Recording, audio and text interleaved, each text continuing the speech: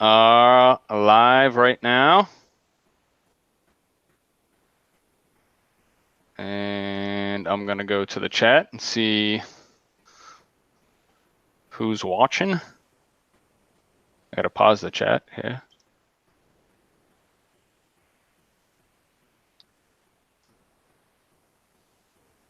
Can you see the chat? I can see it. How many people we got watching here? 13. 13, yeah. I got to get to I my own liked it. YouTube. 20-something watching, only 3 likes. What's wrong with people? I know. Let's like and share this video. I got to get to my own channel so I can see my own video. I think it's too bright in here a second.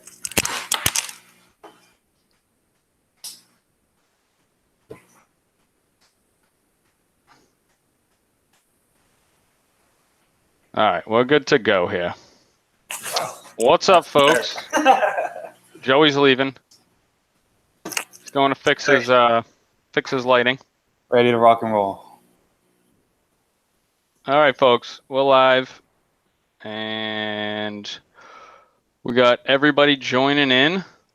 We got the king of DIY, Joey, here. What's up, everybody? Super happy to have him on board.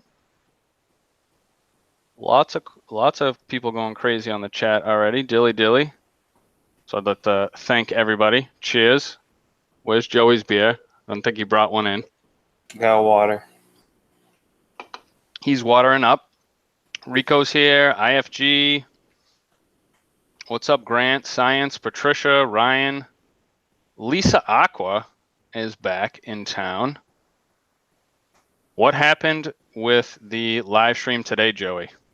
You crashed. were just getting going and the phone crashed, right? Yeah, I don't think it was my internet. It was my phone itself crashed. I was going live on like YouTube or on Facebook too, and it did the same thing. My phone gets super hot, and then it just like everything becomes unresponsive. It's an iPhone X too, so I mean, you think since it's new, it should work. But man, so many problems with that phone. I haven't heard any good things about the iPhone X as of recent. Yeah, it takes some cool pictures, but that's it. Other than that, it does do a good job. I'm thinking about going to the Google Pixel. I know a lot. I've been an iPhone user since the 1, and I know a lot of people love that phone. I've never tried it. My first phone, I think, was a Nokia 6225 or something like that. You remember those indestructible ones? You're old enough to remember them. Yeah, of course. I'm older than you. First one, and then you're older than me. How old are you? I'm 38. Oh damn! Yep, you're getting there. And my first phone, I think, was like an iPhone 4S or something like that, or yeah, iPhone 4 or 3 or 2. I don't know what it was. And I just stuck with iPhones. And then the X come out. I was pretty excited about that, and so it was a big mistake. Shouldn't have did it. You shoot all your videos with a camera, right? You don't usually use your cell phone? No, I just I use my cell phone for live videos, and I did like hundreds of live videos on Instagram and Facebook, and a handful on YouTube. So I mean, it was purposeful, but I wanted the iPhone X because the front-facing camera is 1080p as well as the rear camera. I think you can shoot 4K with the rear camera, but I just wanted 1080 because I'm always vlogging. It's facing me a lot of the times, so I figured if I got that, I'd get some better quality picture, but it just crashes constantly. Heats up, gets super hot. It's just a mess. Yeah, well, that's not a good review, is it, for the new iPhones? Because I'm an iPhone lover. I love these things, but I don't know. Oh yeah, I love iPhones. I mean, I just come off of the 7 Plus or I skipped the 8 because the 8 and the 10 came out almost at the same time, so I just got the 10 or the X, whatever they call it. I don't know why they skipped 9, but yeah, I love iPhones. With this one, you always have your problems here and there with some phones. Even the 7 crashed on me at times, so who knows? Yeah, I have yet. I'm still running the 7, and I have yet to have it crash. So fingers crossed, I guess, because I shoot all my videos with the iPhone. And speaking all your of videos, are on iPhone, yeah. Yeah, I've never bought a Well, I have a DSLR that I take pictures of the kids and vacations and stuff, but I've never. You shoot with that? That's what I shoot with the DSLR. It's just too much of a hassle. I don't have the time to shoot the video, plug it into the computer, upload it, do everything I need to do with it, and then, upload a video. It's just easy to press record on the iPhone, and then when it's done, you can splice clips in like an instant with this. It's not the iMovie, but it's just like a video splicer, and upload it in like 5 minutes. Job done. It's on the internet, and that's usually how I shoot. Speaking of that, you have helped me so much in the last couple months with my channel, as far as helping me with, making sure I create good thumbnails and good descriptions and using all my tags. Yeah. And The video's the easy part. oh yeah, all your advice has been extremely helpful, except for the fact that I do not have any time to edit any of my videos. And I know that's a huge thing in making people want to watch your videos. Yeah, I mean, especially with how many YouTubers there are now, it's difficult to stand out and stand apart. I mean, you'll always have your core audience. You'll have hardcore fans that just love you for you. It doesn't matter about the editing and so forth. And they'll always say like, "Oh, we love you the way you are," but at the same time, they kind of got to be your cheerleaders and coach you on, and want you to get better and grow and become a bigger voice and whatnot. Otherwise, you're going to get drowned out by half the fools that have massive channels like myself. Yeah, exactly. So let's segue that into one of my perfect questions that I have for you. Right. Do you think that it's harder or easier for new aquarium channels to make a name for themselves in the YouTube game right now? Because I think it's way easier. Yeah, I hear so many people whining about how difficult it is and want everything just handed to them. I remember making videos for like, what was it, 4 or 5, 6 years? I'm gonna have to get the right stats before I got a subscriber. Like I made videos for years before I got a subscriber. It was never my intentions, of course, to do that, or it was probably just like yourself, uploading, having fun with your videos and whatnot. When you gain a bit of traction, it's an eye opener, and you realize there's some potential here, and you want to take it a little bit more serious. But I love making videos. I love the entire process. But back to your question, I think it's easier today than it was 10 years ago when I started making videos. See, there's so much incentive these days to make videos. You have, 2 major things, even 3 major things working for you right now. One, the landscape of social media has dramatically changed the hobby, period. 10 years ago, YouTubers were laughed at. Social media was a joke. It was all about books, magazines, and internet forums. To try to do something anywhere else was a waste of time. Second thing you have going for you is the fact that you can see just how far an aquarium channel can go. Love me or hate me or despise me, I've set the tone of how big an all aquarium channel can truly grow. The potential is there. Third thing is you can actually make money right off the bat these days. When I was making YouTube videos, there was no way to make money, period. There was no ads. There was nothing like that. The big channels had a partnership program. You had to have millions of subscribers and whatnot, and they got ads. And if you had a video blow up, you get a little email saying, "Hey, your video is doing well. We want to put ads in it," so you'd be a video partner. You'd have to go through an application process and apply to. You'll remember all this if you've been around long enough, Mike. Where you'd have to apply to be a partner, and if you got accepted, you could have ads in all of your videos. You got a cool banner. You got a little more functionality. But now, just right off the bat, you get all of that.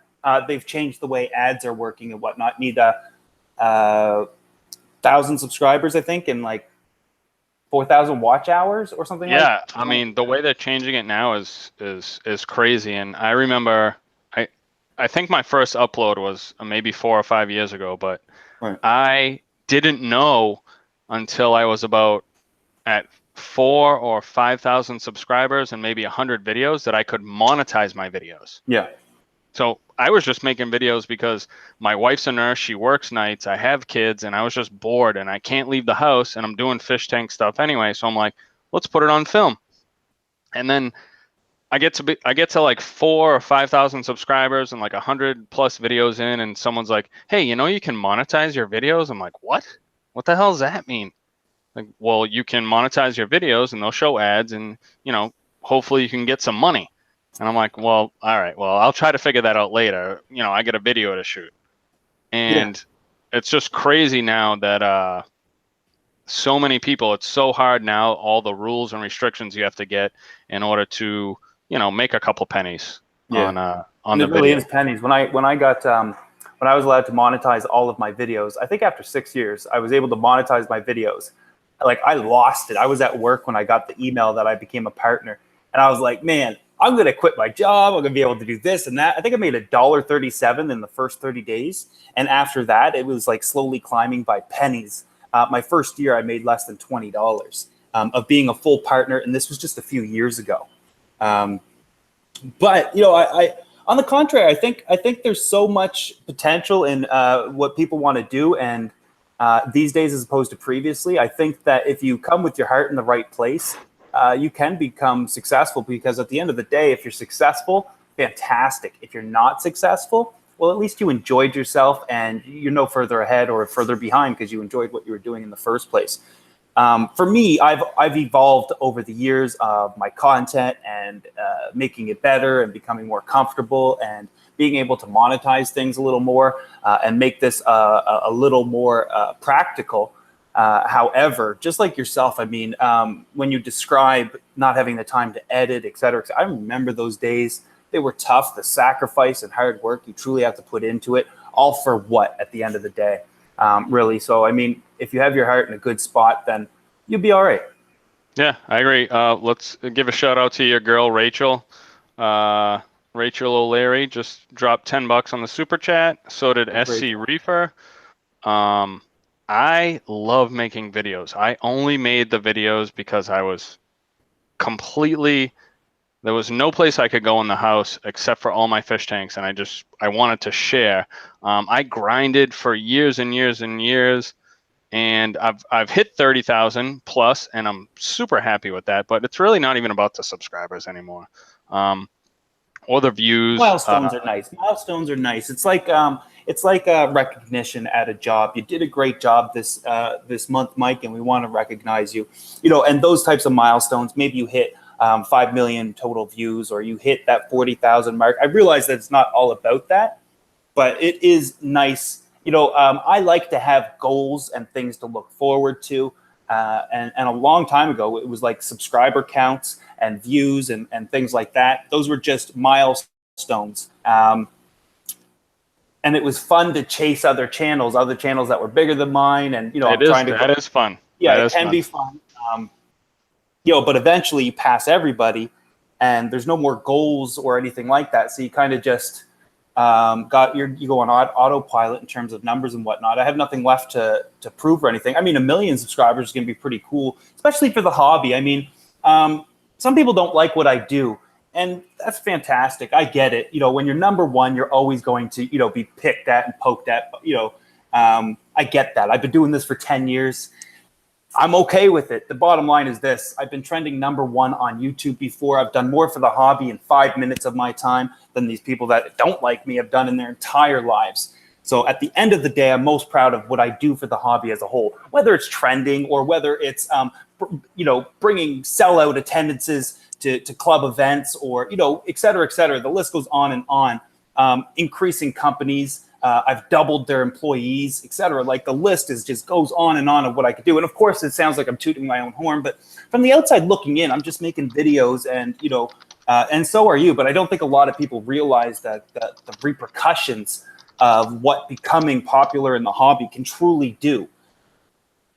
So, I want to actually go back a little bit, because you just answered one of my questions, what keeps you motivated. But what I really want to ask is, at what time what was the turning point where you decided, I'm gonna stop working a job and make this my career? At the time, my bills were about $2,000 to $2,500 a month.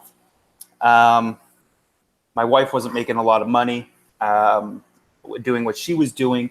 I was making approximately $900 to $1,200 a month on YouTube 4 years ago per month, which was absolutely amazing. Pays for your hobby. You can buy better equipment. You can make better videos. You can invest more. But I quit my job because I had saved for about 3 months of living. That, you know, I figured I'm just going to chase my dream, go hard, and see what happens. And for me, fortunately, it paid off. Now, of course, I make more than my bills, and I make more than my bills, as well as what it costs to pay for the gallery on a monthly basis, which is well over $1,000 per month. But one thing we don't talk about as YouTubers, because it's often shunned, and people are thinking like you're just looking for attention. So I never really talk about it. I have in a talk in New York, and that was like, what are the real sacrifices? You see the numbers and you see the big channel, but what did it truly take to get there? Because I always say that if you want to grow a large aquarium channel, the niche is so small. It all comes down to how bad do you really want it? Are you willing to miss your car payment, have it repossessed so you could buy a new camera? I did that. Are you willing to be evicted twice from 2 homes because the damages you're causing from your projects and the smells you're creating, the neighbors are complaining? Are you willing to get evicted twice? I am. Are you willing to quit your job knowing you don't make enough money, fall into a deep depression, and your family leaves you for 3 months over it? Because I am. I did all of that, and more, et cetera, et cetera. But it comes down to like, it's not as easy as it looks. The road was long and hard. How bad do you want it? How much do you love it? How far are you willing to let your passion take you? And I think that I can stand in a room with any 20 random people and know I want it more, and I'm willing to do more and sacrifice more. And I've fallen flat on my face many times doing what I'm doing. The beginning of this gallery, man, last year, I started making like $10,000 a month on YouTube. We don't talk about how much money we make, especially the successful YouTubers, because we won't talk about money.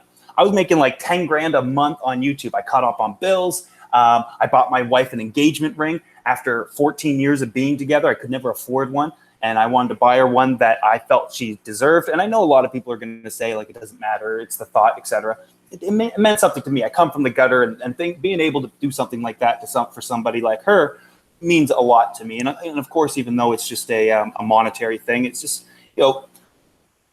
so I was making all that money, like $10,000 a month, sometimes a little more, sometimes a little less. I was making it for several months. It was going insane. I was like, I'm doing this from my basement. What if I had something more? What if I could, I should invest this money into promoting the hobby more. If I had more aquariums, if I had this, if I had that, I could do more. At the end of the day, I was making this money from my basement. I don't need this gallery. If YouTube shuts off, I'm screwed.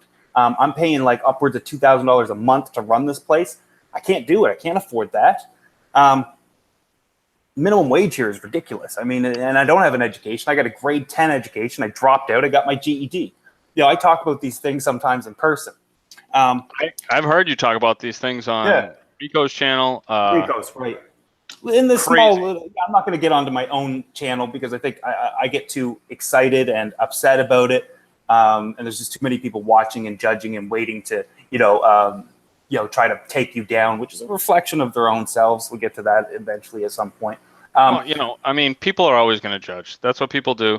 That's what they want to do. People want to hate. Majority of people want to love. Oh, yeah, of course. The squeakiest wheel always gets the oil. But what happened was I was making all that money, and I decided I'm going to start this gallery off. I didn't have the $60,000 to start it. I was like, I've got $25,000-$30,000, and then I was going to use credit cards and whatnot because YouTube was doing so well. I could just pay it all off. So I'm about $60,000 into this, and 2 months prior to getting to that point, 2-3 months prior, that YouTube advertising boycott happened. And that was not going to affect everybody the same way. But, man, I went from making $10,000 to like, I don't know, a few hundred, which was absolutely ridiculous. And I was screwed. I was so worried. And I bit my tongue for those 3 months, but I had so many people offering to help. Now, I know there's tons of people out there who will be like, Joey this, and, you shouldn't have asked for money, and et cetera, et cetera, et cetera. I had 5,000 people care enough to donate $90,000 Canadian in a matter of 48 hours. 48 hours. Yeah, never been seen in the hobby before. Nothing has ever been that successfully financially in the history of the hobby, period. Not when the reefs were dying, not when, all these fish are being banned and, lawyers needed help. None of that. And I'm not trying to brag or anything. It's just a matter of saying there was a lot of people passionate about what I'm doing.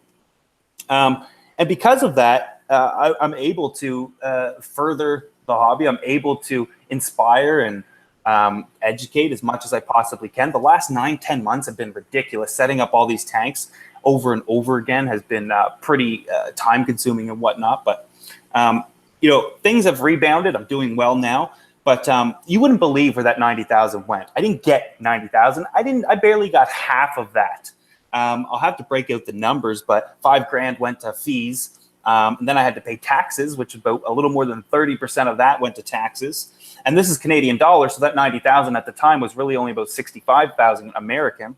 So, I mean, it was dwindling and dwindling. And when I was saying all these numbers, people were thinking it's way too much money, et cetera, et cetera. And I understand because like 80% of my viewership is American, so they think that I'm talking American dollars. But it's a point in my hobby that I'm very proud of. I'm proud that that happened. I'm proud that I fell flat on my face and thousands of my viewers caught me. Now, it could be said that I was irresponsible with what I did, making decisions, et cetera, et cetera. But I've been like that my entire hobby, almost my entire life. And, I always jump in face first into this because I think the passion that I talk about is almost a borderlining on a sickness and like an obsession, an unhealthy obsession with what I do. And it leads you into, places you shouldn't be. But happened and I did it and I'm happy it happened. You're there. This question was going to be way at the end, but since you're talking about it, I would love to know, and I'm sure all your viewers would love to know, after you just went through what you went through, if YouTube shuts off AdSense, what's your next move? So people think would you still make videos? Would you have to Well, get another job? Would you open your own company? What would you do? Because you must have thought of this before, because this is your income. Yeah. And if YouTube shuts off the AdSense, your income's gone. Well, there's two things here. First part is I've developed a massive brand. I'm one of the most followed individuals in the hobby, period. If YouTube shuts off, I'm going to be okay. I'm not going anywhere. Do I keep making videos? Sure. Do I start up a new channel? Maybe I go to Vimeo or a different type of platform. I'll keep going, of course. I mean, I did this before I made money. Of course, the affordability factor is there these days. But I've always been a little bit business savvy. And the one thing that you can't do as a YouTuber is depend on one avenue of revenue. So many depend on AdSense. AdSense should be the icing on the cake or the tip of the iceberg. You should be generating revenue other ways. So for me, I don't get a lot for speaking at clubs, usually maybe $50, $200, and they'll pay for your flights. I usually don't accept those or give them back, or sometimes I'll get them because it'll pay for food and whatnot. But when I do with companies or do appearances at stores or something like that, they're directly profiting. Conventions, bigger conventions, of course, that aren't hobby or that aren't club raised are profiting, making profits. So I'll charge them, and there's fees associated with that. And of course, merchandise, my book sales. I wrote an awesome book that people love about 4 years ago. Sales on that have never declined. And then, of course, consulting. I could always go to consulting. That's always been mildly successful for me as well.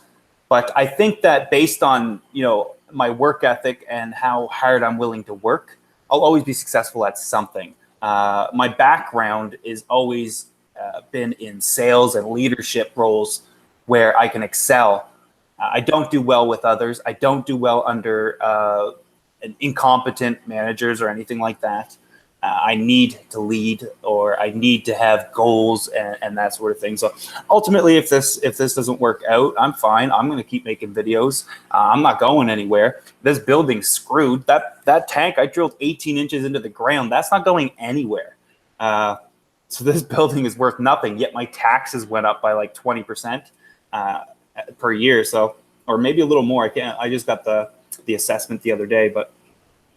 Yeah, I think I'll be fine. I don't think it's going to be detrimental to me if AdSense shuts off. I don't care. Let it shut off. I mean, sometimes it's great, sometimes it's horrible. December was fantastic. January was devastating, type of thing. You never know. And that's when you're working on the internet, regardless of how successful you are month to month. You're at the whim of the internet. you might make $1,000 this month, but next month you might make $300. Now imagine going into work and that is your job, unless you're a car salesman or something like that. But it just sucks. I mean, I think I'm going to be fine, though. I think I'll be just fine, no matter what happens. Yeah, I mean, that's good. That's what we all want to hear. It's what I want to hear. Nobody wants to see anybody suffer. The YouTube game is by far one of the most difficult things I think anybody could venture into to start off any type of business. Whether Dustin has been at it for so long and then trying to move into the plants, and he's buying a new greenhouse, and you've had so many avenues started through YouTube and your hard work and just your personal determination. I guess I'm going to be honest here. I leave a lot of money on the table. I get offered tens of thousands of dollars all the time. $20,000 the other day that I turned down. I get offered ridiculous amounts of money to do things that I just don't feel like doing. If I don't feel as though it aligns with me and what I want to do, I'm not doing it. Some people have, said that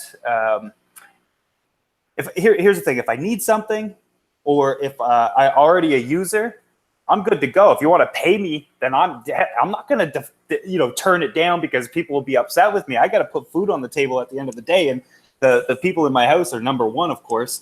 But I've turned down a tremendous amount of money. Even this year, it's been 6 figures at least added up in terms of brand deals, product deals, appearances, video offers, etc.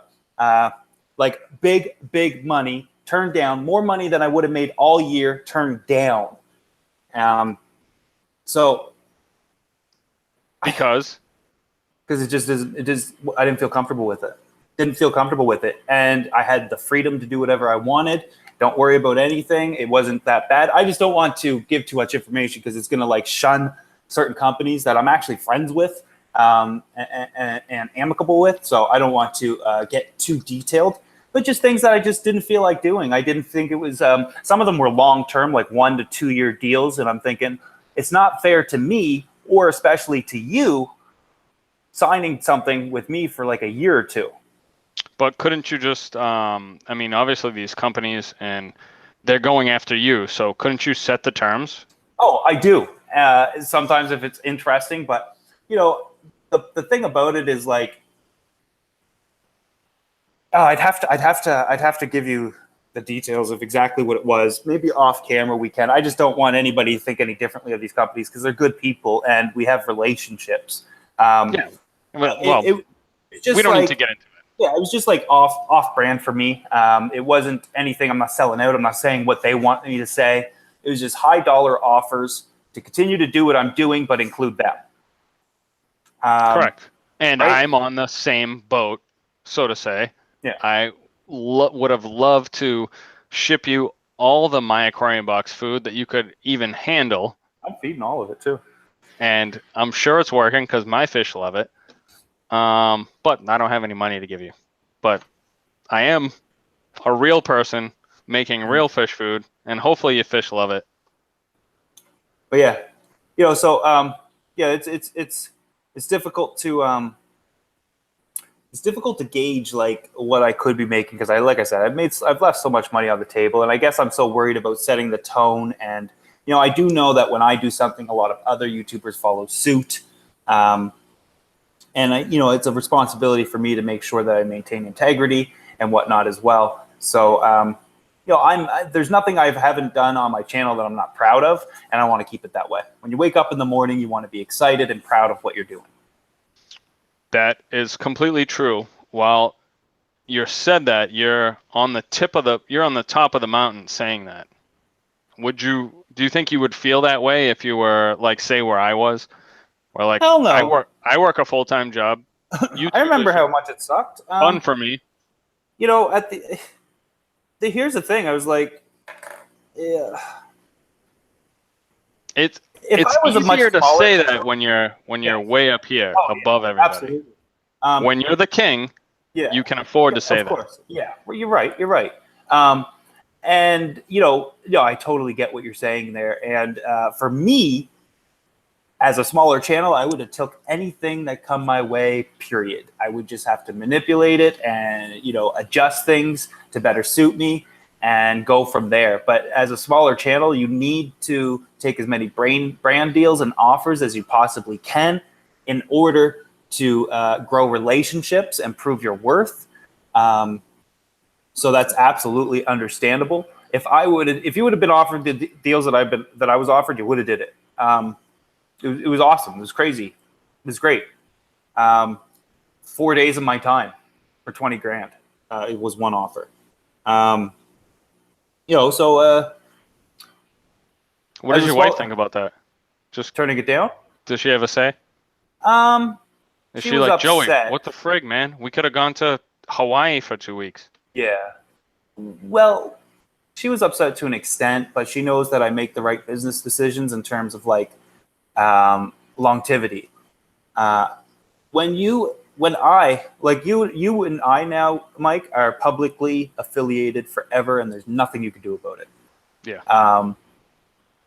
People will assume we're friends behind the scenes. We can hate each other. It doesn't matter. We're friends. I now have to vouch for all your content. You got to vouch for all mine because I'm on your channel, so you believe in what I'm doing. That's what I feel strongly about. So I'm careful with affiliation and what I do and how I do it, just because I've been doing this for so long. I've just seen how long things can last, and it's forever. So got to be careful.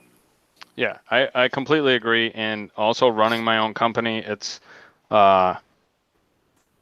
very difficult when people want to give you free product, and you have to turn them down because you don't believe in the product or you don't want to be associated with the product. So while yours is on a higher scale than mine, dollar-wise, it is very difficult to receive an email saying we'd love to put 600 of these worth $10,000 in your My Aquarium box for this month, and you just have to turn them down flat out because you don't want people opening the box with that in it.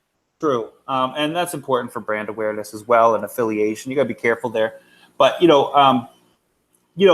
an individual and as a YouTuber and as an influencer, when somebody offers me something for free, if I don't actively need it or believe in it or have already used it in the past, etc., I'm aligned with it already, the first thing I'll say is I can't feed my family your filters. I'm sorry. What do you want me to do? Put it in the microwave and then chop it up on the table and everybody has a bite of the plastic? It doesn't work that way. And here's the funny thing, and this is one thing that I've been working for and working hard towards for the past few years. Now, I've seen it coming, but I've always wanted YouTubers to be taken more seriously, the aquarium industry. Right now, we're viewed as numbers. How many views did you get? Oh, it got 200-300 views. That's awesome. What they don't know is that we're not in a magazine on page 27 in the corner. We're not like a little ad like that. When people are watching us, they're listening to us and consuming the information and all the words that we're saying to an extent, of course. And depending on how influential you are, they're going to go out and potentially buy that product, or when they need something similar to it, that's going to be in their minds. So what I've been working towards is having them value us appropriately and understand that we have more influence than any other marketing tool in the hobby right now, period. Give you an example of some companies that, what's the average views that you get for your channel? You get about 4,000 or 5,000 views a video? Yeah, right around okay, there. Let's say that. Let's call it 4,000. So about 4,000, 5,000 people go to the aquatic experience, and some companies are paying $50,000, $60,000, $70,000, $80,000 to be there and sponsor it. Fantastic, thank you, great. But do you expect that 4,000 people to come to your booth and hear your message and want to buy what you have to offer? Probably not. But you won't spend that kind of money on Mike, who does the exact same thing and has that audience all watching and listening to him. The scales are not fair. So that is something that I've been working with a tremendous amount of companies and talking to them about certain things, and even coaching and marketing where they should be putting their advertising dollars, is to reevaluate and value YouTubers for what it truly is. If you could imagine, do you ever see 4,000 people in one place at one time? It's a lot. Yeah, it's a lot. It's crazy. Yeah, so when you think your videos aren't getting viewed, maybe you got 200-300 views, and you're like, oh, it's only got a couple hundred views. Put a couple hundred people in a room and present that video to them, and you feel differently. They're just not in the room with you, is all. So I think one of the things that I've been working hard towards is putting value in what we do, even the smallest channels. I tell them to stop paying attention to the numbers and start paying attention to the comments and the trends that people are setting. Actually look at the engagement and see what people are saying about this person. Are they doing what he wants to do? Whether here's something, I could get a 200,000 views on my video, but if it's BS and it's just, you know, a random one-hit wonder, I've seen plenty of those, but the rest of my videos aren't getting viewed, versus every one of your videos getting consistent amount of views, you are far more influential than I am. Because you have that core audience that continuously comes back over and over and over again, wanting to hear what Mike has to say. One of my pet peeves with YouTube is I reply to every single comment. I know it takes a lot of time, and I couldn't even imagine if I had over 700,000 subscribers. Mm-hmm. It would be a full-time job that you would have to have a secretary for. Well, there's a comment from the past that haunts me to this day. I used to do that. I used to, before anybody was doing it, I was replying to every single comment. I'm talking 7 to 8 years ago type of deal. And I used to get this comment every once in a while. It'd be like, Joey, you reply to every single comment. Do you think you'll be able to do that when you have 100,000 subscribers? And I replied, absolutely. But when you try to actually do it, it's ridiculously time consuming. And to put it in perspective, say you got 1,000 comments, they each take maybe 10 seconds to reply, which is complete BS. It's going to take 30 seconds or more. You're looking at hours and hours and hours a day. There's more hours. There's not enough hours in the day to do it. And I got to do that every single day. So that haunts me. And it brings up another topic of, you know, the biggest thing that, you know, I guess you could say sucks about having a big channel is there's no more relationships. There's no personality with your subscribers that you see. I remember a few of them, and if they comment on every video, I see them. I see the guys that are coming back time after time and time again, but I don't remember their tanks. I don't remember what they said last time. I just, you know, I remember their username a little bit, and that's the thing that I hate the most is like I don't have any friends anymore like I used to. Like I'd have a bunch of YouTuber friends, and YouTuber commenters were my buddies, and they'd inbox me. I've got friends like a normal person, but you know, I think the average person can only withhold 170 or 120 relationships, like real relationships, like you know their name, a little bit of information about them, etc. So when you're on Facebook and you see somebody with 1,000, 2,000 friends, like that's ridiculous. You're not actually friends with those people.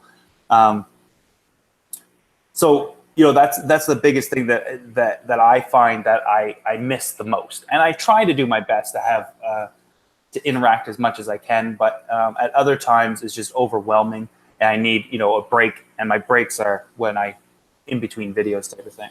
Well, this is a perfect segue into one of my top 10 questions. How many true friends have you made through the years on YouTube? And by true friends, I mean someone that you would text regular or go fly out to see, that you would maybe hang out with outside of talking about aquariums. One. Yeah, Dustin and me behind the scenes talk all the time. We text message, we email, et cetera, et cetera. He was scheduled to come here like last week, I think it was, but then I had some personal things pop up that made it impossible. He was booked for it and everything. He bought his ticket. I had to cancel, so I paid for his ticket. But we haven't had, well, we've hung, yeah, Dustin would definitely be one of them because we hang out outside of it, but we talk YouTube a lot too. Rachel O'Leary is probably the only one or one of them that I do with. I'm probably missing so many people. I'm just trying to think of names that you guys would know, really. Who else? Well, you don't have to name names at all. Just, is there, throughout the years, is there, like, there has been, I would say, 3 people on YouTube that I met through YouTube that I have hung out with outside of YouTube, that would go out and have a drink and go out Oh to yeah. eat, and go Yeah, do yeah, whatever. yeah. I'll drink with anybody. If somebody says, let's go have a drink, I'm down. I don't care who you are. We'll figure things out later. And not But talk about YouTube and not yeah, talk about sure. any of that shit. Yeah, Just talk everybody about wants to talk real about it. stuff That's the like your hardest thing is like, family and what you're doing and this and that, and just forget YouTube. Is there people that you've met that you don't have to just talk about YouTube? yeah, there's tons of people like that. My admins for my Facebook group, there's like 10 of them, maybe 9 now. I know all kinds of information about them. We live so far apart though, so it's not possible or practical to travel. I've invited them all here though. But yeah, I mean, those guys would definitely be it. They've been with me for years in terms of like the group. Before then, it was the forum. Rachel, Dustin, Danny from Reefer Gill. He's one. Thomas Brown, way back in the day. He was doing, that was just his aquarium, his channel name, I think, Thomas Brown. Who else? I'd really have to think about it. That's a great question. But yeah, I've built relationships. Yeah, of course. Just not as many as you would think. Just because, like, Well, it's hard to trust anybody. You have that's to what I was gonna say. open Like, up, and especially open up when yourself to them and I get realize, catfished a lot, and all kinds of weird things happen with me. But one of the things that I noticed the most is like it's difficult for me to build relationships based on the historical past of everybody else always kind of wanting something from me because of who I am as a YouTuber type of thing. And if I don't give it to them, and if I don't, do what they want, they turn on me to some extent. I've never started an argument with anybody. I've never started fights. There's tons of people that don't like me. But if you turn on me, I'm going to show you a different side to me that you're not going to like. And then they throw their hands up like, oh my God, I'm a victim. I attacked Joey and he responded. So, I'm a normal person, but I think that it's difficult to build relationships when you become a little successful online. But I try to stick to the people that I know. We maintain friends. They have to put up with a lot too. It's not like I'm an easy person to get along with. I'm a horrible friend. You have to contact me constantly. I'll flip out on you randomly because I'm having a bad day. I'll take it out on you. Rachel can vouch for that. If she's still in the chat, she's put up with absolute storms from me. But at the end of the day, she's stuck around, and she's probably up there for being one of the best friends for my business partner, Greg Jones, puts up with a lot of shit for me. I have 4 kids. Yeah. And a 50 to 60 hour a week full-time job, and he puts up with a lot of grumpy shit from me because basically I'm an asshole to We're him. divas. I'm the same way. It happens. It's not what it is. A lot of the times it's so much builds up inside of us. So much pressure, anxiety, even some depression. I suffer from those things. And we take it out on the people. Wait, is that because you're an actual person? Yes. And not just like a cartoon character on YouTube? I am a cartoon character. I'm disproportionate from the waist down. No, so you mean the knees down? From the knees down. So the thing is that I've discovered is like you always take out a lot of problems on those you're most comfortable with. If I'm having a bad day and a camera turns on, I'm gonna perk right up. I'm not gonna, I'll try my best not to be moody or anything. In my live videos, we're rolling the dice on those. I know you've been around for some of them, Mike, especially on Facebook and Instagram. Like, if I'm in a mood, I'm in a mood. I can't help it. But we tend to take it out on the people we care about most. And unfortunately, it's one of the most selfish compliments you can give somebody is like, I'm flipping out at you because I like you. So.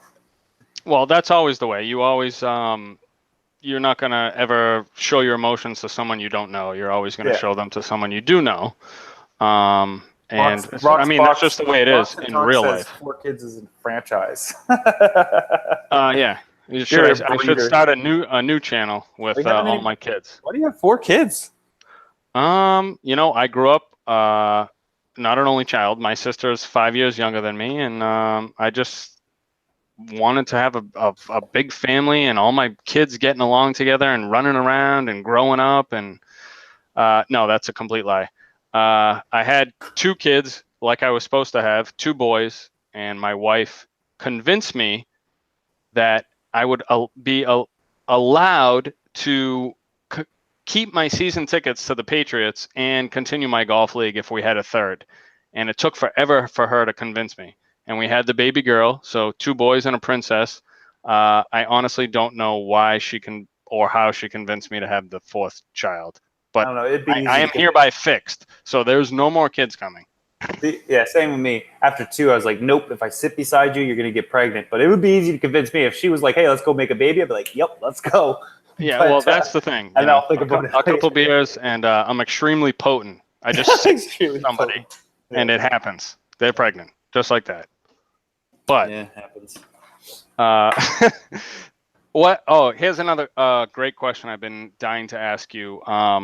Do you watch other people's fish channels? Now, I know you go on Rico's live stream. You're on my live stream. With all that amazingly spare time you have with 9 million tanks and editing videos all week long and having a family, do you ever sit down when wifey's in bed and the kids are in bed, you're not watching a show on TV, and watch other people's fish channels? If I say like, so at nighttime, if I'm in bed, I'll watch a little bit of Netflix. If I'm watching YouTube, it's the trending tab, just see what's trending and whatnot. I'll watch some other little channels here and there, but they're not aquarium channels. And I keep it varied. I don't watch anyone specifically or continuously because it's too influential. When it comes to aquarium channels, I don't watch any of them. I keep tabs on my friends and I check in on people and see how they're doing. But I find that too is influential as well. You see, creativity can be influenced by seeing somebody else do something and it's successful, so you want to do it and emulate it, and it ends up turning off to just turning you into a leech in the community. So I use my time in the hobby. I'll promote other channels that I believe in. I'll help them grow, whether it's vocally or behind the scenes. But I check in on people. I don't watch them. That's pretty much it. I guess that's a great way to put it. Is I do watch a few. There's probably about 3 channels I watch religiously, and that's PeckTech. Let's give him a quick shout out with his awesome shirt. Very good friend. T-E-C-K-T-E-C. I remember spelling that in Chicago. Very good friends with Sean. We text, we talk on the phone. We've been out staying with each other in hotels. He's a great, great guy. And CJ's Aquariums, although I've never met him, I absolutely love watching his channel. CJ, he's the guy that does all his videos with his cell phone too. Yeah, he does all his videos with his iPhone. He's got that sweet, sweet, sexy voice that you just like. He makes Barry Manilow sound like I don't know, Freddy Krueger. Yeah, Urkel. But I do watch a ton of YouTube in that like last half hour before bed, and it has nothing to do with aquariums. Right. Unfortunately, but I do watch a lot of YouTube that is not aquarium related. So I would like to save some of these questions for another time, and maybe if we want to do a couple viewer questions, if anybody has any questions for Joey, would you be willing to answer a few questions, and we'll see how that takes us for the next 10 minutes and call it a night? Absolutely not. Absolutely. Go ahead. Okay, Joey will not answer any of your questions, folks. I don't think anybody has had many crazy questions. No, they pretty much know everything. My wife was on the live stream today, so that did a lot.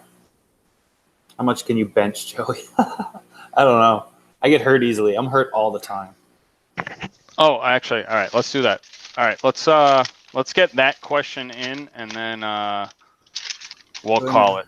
One of my favorite questions to ask is, with all your time you spend on YouTube, and let's just assume that all the time you spend with your kids and your family and doing normal stuff like eating dinner and doing dishes and groceries, what kind of hobbies do you have outside of this if you do have any spare time. Me personally, I love to ice fish, I love to bass fish, I love to golf, and I love to camp. What kind of Right. stuff do you do outside? I like to party. Yeah, I'll be honest. I like to party. Pretty much it. No, well, I do, but I think here. I like electronics in general, so this hobby is lined up right up with that. I like cameras and stuff. I like video editing. I like making videos. I love it all. Like keeping fish is part of a bigger, even bigger hobby for me. But like, I've got so much time in my day. I mean, if you only truly sleep for 6 to 8 hours and you're productive the rest of your day, you can get so much done. I think people spend so much time wasting it, watching TV, for example, waste of time. If you want to watch something before bed to relax, you do need some downtime. But, I go to the gym. I hang out with my kids. I play video games with my son. I like hanging out with my wife. We're working on hanging out a little bit more. We incorporated date night, which has been fun. What do you think? Yeah, I mean, I personally am. I don't need coffee. I'm wired constantly. I sleep from about 12 at night till roughly 4:30, 5 o'clock in the morning, and I get up and I do stuff. I split wood. I vacuum. I clean. I'm just like I gotta always be doing something constantly. Good Go, production. go, go, go, go, go, That's kind of what go. I do. That's why I've always like people are like, "How do you get so much done?" And I'm like, I haven't even really turned it up. I mean, I don't spend as much time doing this as everybody thinks. I can get up in the morning and do some water changes and make a video and be done for the next few days type of thing, and then spend it with my family and friends and with other things that I like to do. And really, the other things that I like to do is just hanging out with my kids and stuff. I got some cool kids. My son's 10 and my daughter's 13. No, she turns 13 in a month or two. She hates me now, but I think that's going to pass in a few years. She used to love me. And then she became like a preteen and hates me. And that'll pass. She'll love me again. I'm hoping my daughter will just freeze in the 4-year-old stage because I know bad things are to come. Yeah.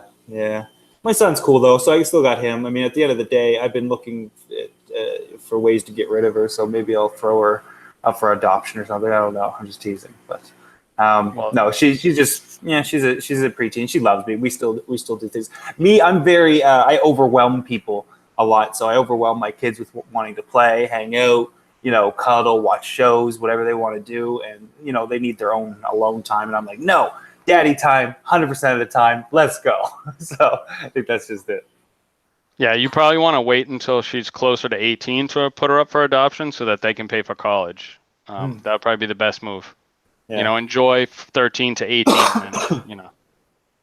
and, have those parents pay for the college.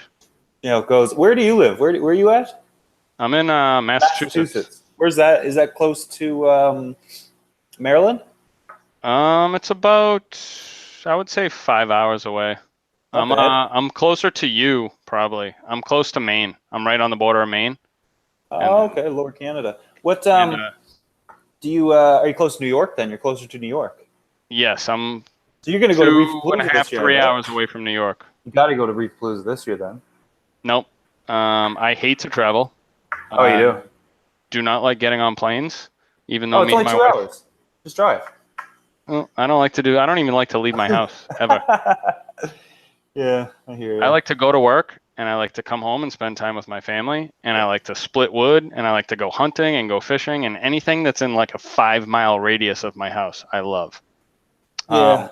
Me and my wife are headed down the Keys in March for 5 days with no kids. Nice. So that'll be nice.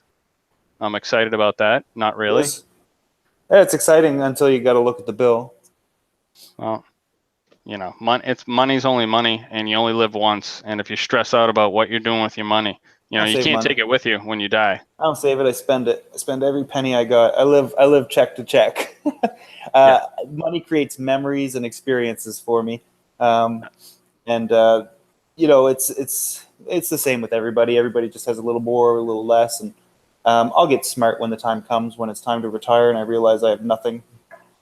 I'll just sell my house or something and live in a little apartment, or I don't know what I'll do. Figure something out. But YouTube's certainly not, there's no retirement fund or health benefits or anything, so I better figure something out. Yeah, YouTube has a 401k.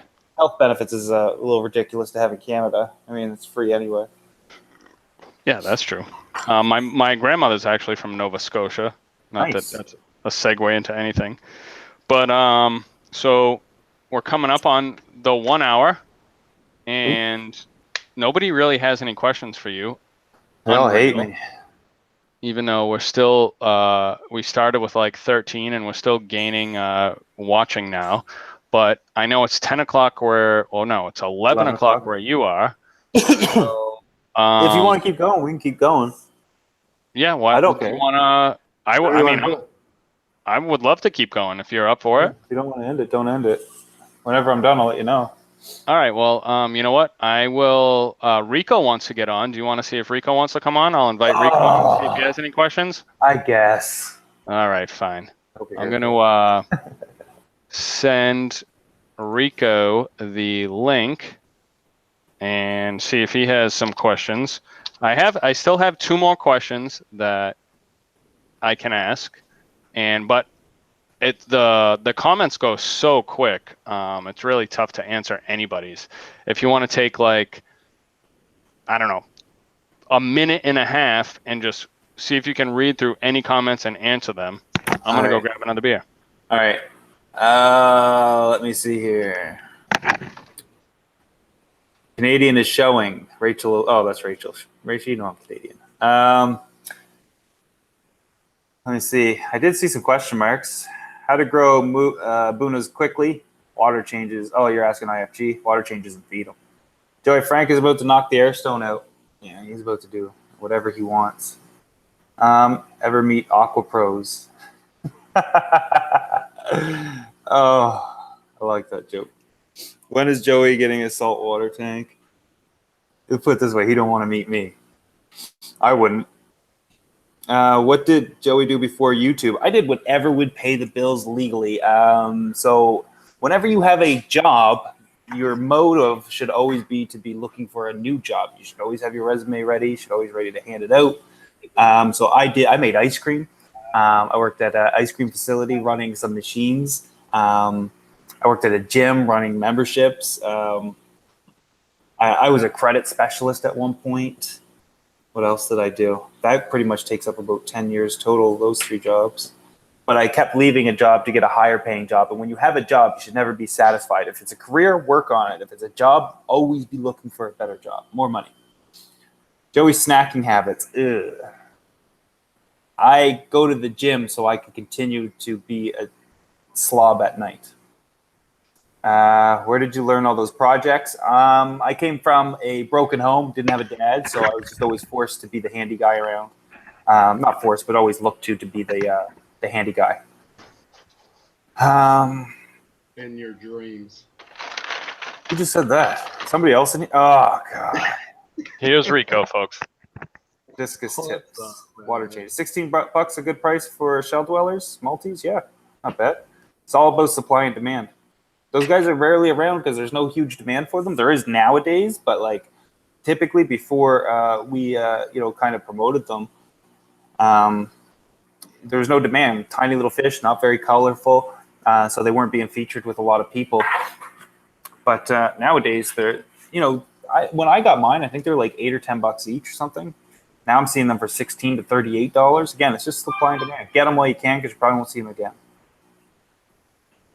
Joey would be interested in doing some work aquarium co-op. I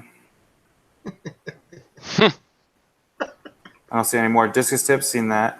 The namesake? I don't know what that means. Joey, when are you going to respond to me on Instagram? You said you would after we hung out in New York. Tim, I don't remember, my man. What's your speaking topic for Reeferpalooza? King of DIY, the untold story. I'm going to get in deep about some stuff, show you some things we've never seen before. Yeah, it's interesting. All right, we got a guest in here with us. His name is Rico's Reef. He has an aquarium channel on here as well. He's also known as the King of Live on YouTube. Always doing some live videos, but in his live videos, you get like 10 people in it, so we can get pretty nuts. I jump in and take care of everything and take over all the time. but it's a good channel to check out, subscribe to if you're not already. I was trying to give him a shout out in my live video today when it crashed. I don't know if It crashed you've seen that. right as soon as you, Yeah. right as soon as he put his super chat in. You Because were I was like, being like, I was being sarcastic, halfway sarcastic at the end, and like just kind of making fun of him. But then it cut off. I was like, no. I was like, I don't care why I cut off. I just like let me finish that sentence, like to go and check them out and whatnot. Like, no, it's just my phone turned into this red hot amber looking thing. Yeah, dude. Just okay, man. I'll take it personal. I mean, it is what it is. We know how you feel about me. Just don't tell nobody. Crushes. Oh my. And this is a great question that you're probably not, now that I've been messaging with you for a while and you've been on the live stream for an hour, and you seem like a pretty much open book. You're comfortable with who you are, and it is what it is, and that's just the way you're going to live, and that's completely the best way to live, is just know who you are. Do you ever get, this is kind of a mute point, but do you ever get jealous of new channels climbing so fast where you've been doing this for so long and it took you so long to get to where you are? No, well, it bothers me when they leech off of me. Like, this is something a lot of people don't know, and I've never talked about it on my own channel to an extent.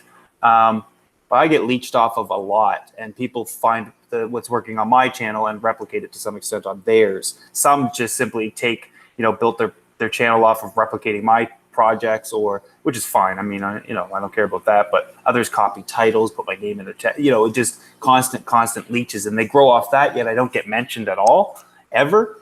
That bothers me. Does it make me jealous or upset that they're growing fast? No, I just think that I'm transparent and honest with my intentions, where a lot of these channels are monetized or monetarily motivated, and just have the wrong intentions, and I just don't want to be affiliated with them and in any sort whatsoever. Especially, here's the biggest problem when a channel comes up really quickly is just because your channel's big doesn't mean you know what you're talking about. Just because you have a lot of followers doesn't mean you know what you're talking about. But we live in the age of social media where numbers are everything. So you have these young Aquarists coming along and seeing a video with tons of views, got tons of subscribers and things. This is written in stone. This is right. And that's where the problems truly happen, is not that, hey, they grew. I don't care. At the end of the day, they can only grow so big. And I lay my head down knowing I did it. They lay their heads down knowing that I could whisper in their ears, "Good night, son," and they would have to say, "Good night, daddy." That's how that goes. But ultimately, it's just about the numbers don't mean anything at the end of the day. So I don't mind. I don't care. That was the most simplest answer you've gave to all these questions. I was hoping for at least another 3 minutes out of that. Let me complain. Let me. Yeah, let's just rant on about it. I personally, I'm not gonna lie. I get a little jealous because I've been grinding at this for a long time. It has taken me a long time to get to over 30,000 subscribers. I'm different than everybody else, and people either like me or hate me. And either way, they're still watching. Mm-hmm. I'm never going to change or stop doing what I'm doing. I'm just going to do it the same way. Who said if you keep doing the same thing expecting different results, that's truly insane? Was that Einstein? Then you are insane. Here's the thing, Mike. I think that if you simply allow yourself to evolve and become a little more well-versed with marketing yourself, of course, and trying a newer camera, maybe editing, some better lighting and sound, I think that can help you potentially. I'm on your channel because I think you're a smart fish keeper. I don't think you're a fool. However, at the end of the day, I just finished saying that numbers don't tell the whole story, and that it's unfortunate that this happens. But I think that if you just put in a little more effort, I think you can get to where you want to be. And I know you're working hard. I know you're busting your butt. You just have to work a little bit harder. Yeah, priorities. Yeah. I have a lot of priorities, and YouTube is down on the list for sure. make it a priority, because I can tell you this, it will change your life, period. It's changed mine. It's saved my life. Fish keeping as a whole saved my life. Give you a quick snippet. I was 19 years old. I just finished serving a 2-year prison sentence. I got out. My girlfriend got me into the aquarium hobby, and I never went back since. That is something that takes a lot out of me to say. It's the truth. That's what my life was like prior to aquariums. But she played a huge role in it as well. But aquariums gave me something to base my time on, focus on, put my energy into, something to look forward to. Because when you come from nothing, you've got nothing to lose, nothing to gain, you get nothing to look forward to, or anything like that. And aquariums changed that for me forever. YouTube as a whole, though, changed my life financially, changed me professionally. If we go back 7-8 years ago and seen the way I talk versus how I am now, it's made me a better person, in my opinion. It's made me more confident. I'm more financially free than I've ever been. I'm doing what makes me really happy and what I'm truly excited and passionate about. I'm investing in myself as opposed to somebody else. It's just such a huge risk to do it. But I think, and this is coming from me, somebody that knows what it's going to be like if you become successful. I think that if you just push a little bit harder, you can get to where you want to be, and your priorities can stay the same. It's just like this is an unpolished diamond per se. Whereas if you just scrub a little bit harder, you're going to see the true potential in what's going on here. I truly believe that, and I'll give you the Cliff's notes. My wife's a nurse and she works nights, and I have a lot of kids. Everybody knows that. You can't leave the house when the kids are there and your wife's gone. And I decided one night to throw out a video on YouTube because I watched your channel and Dustin and everybody, and I'm like, let's just do it. What the heck? Long story short, I have met truly amazing people through YouTube, via text and email and Facebook and Instagram, and like you said, all of social media. And there is very few people out there that I can call on a moment's notice that will be sincere with me. And I would have never known those people if it wasn't for YouTube. Right. You don't need to make friends with every single person, but there is a couple out there, like you said. You're super good friends with Dustin and Rachel, and could you call Rachel and be like, I need you to be here in a heartbeat, and she probably would be. Yeah, true. I think it's unfortunate that you haven't seen the growth you expected, and I can only do so much for you. I can give you shout outs all day long, and all it's going to do is give you a spike and go back to normal. You're going to get the same views, you get the same growth after that. What you can do is continuously invest in yourself, and I think that you have tons of potential, and you just have to realize it and allow yourself to evolve with it, like I have. Mike, let me ask you a question real quick, Mike. Are you afraid to grow, or is it just the whole kids thing? No, I'm not afraid to grow at all. I'd love to grow me. Put some organic soil under my feet and I'll grow like crazy. But it's like, where do you even start? How do you edit? What camera do you get? And how much money do I get because I was there. I'm all self-taught. I do all my own websites and editing and filming, etc. Everything you see coming, I self-published my book. I wrote it. I edited it. I did everything myself, formatted it. But it's like, it just takes a ton of time to teach yourself all this. And I think the one thing that's holding you back is you think that you don't even know where to start. But there's always tiny little goals you can set for yourself. So my goals aren't to be like, it's cool to say, oh, I'll be to 1 million subscribers, or hey, maybe I'll be a millionaire one day. Or these are like massive out of the reach goals. Those are like the end game. But to get there is tiny little steps. So for me, to get to where I want to be long term, I have to take all these tiny little steps. And for me, that included, for example, buying a new little camera, and it didn't have to be the best. It's just something a little bit better.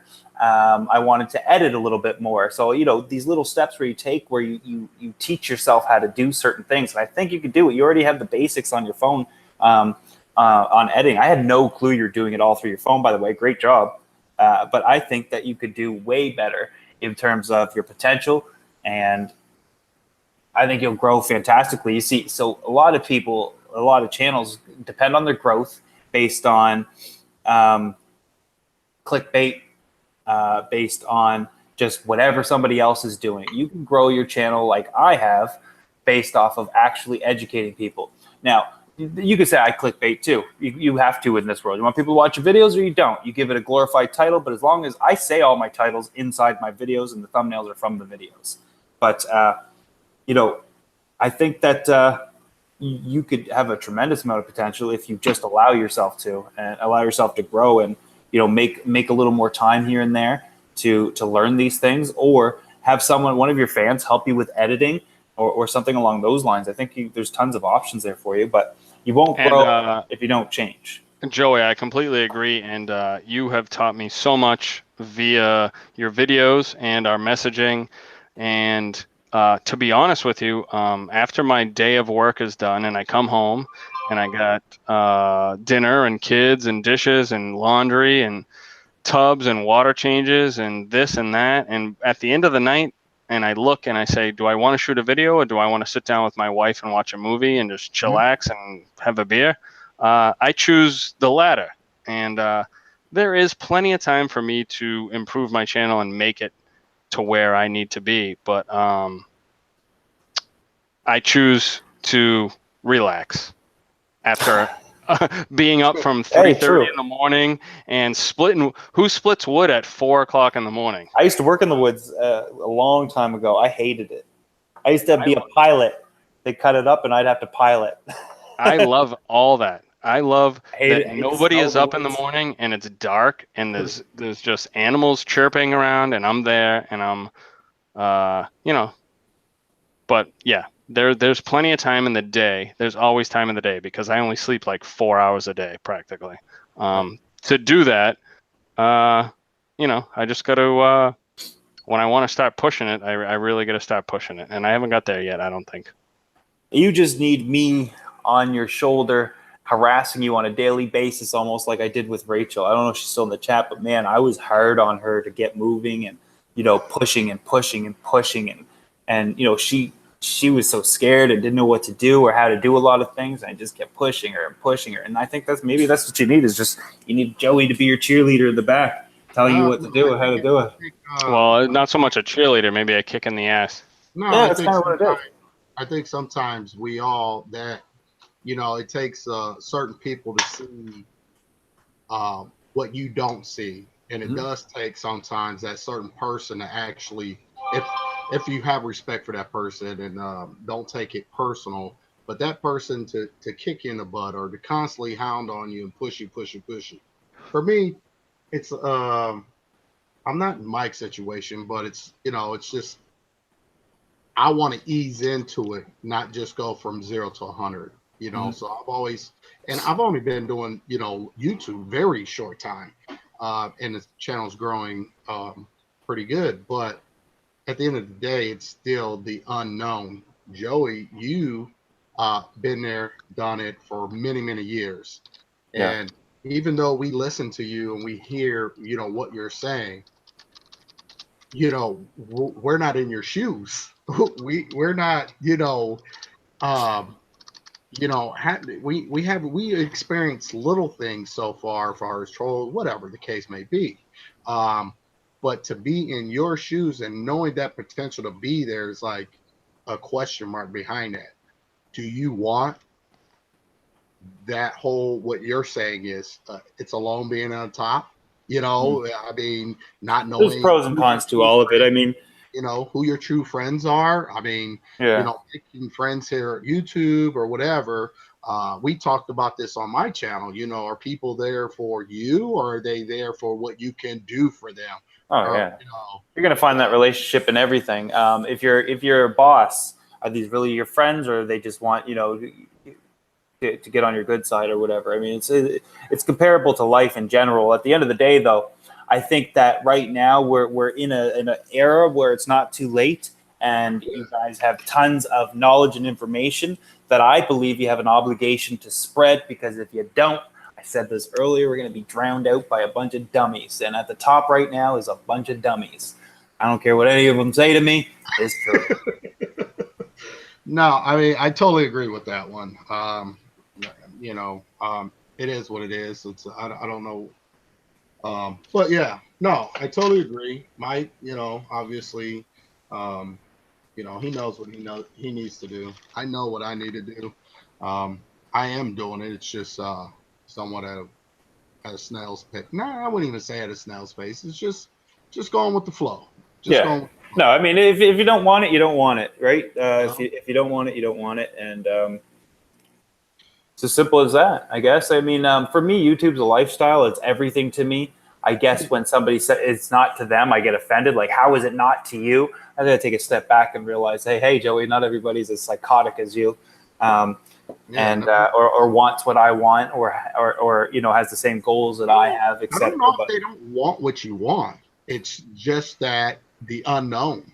You on the other hand will jump off of a cliff head first. Some people choose to try to find some step ladders to get down it. yeah, but I think that with that comes you're waiting too long to make that jump, and I think that Hear with this, Mike, right? We need to just shut up and just get in gear. with every great success comes great sacrifice. And you gotta jump. All right. Believe me, boys, I am doing. I'm like I said, I am full going blast.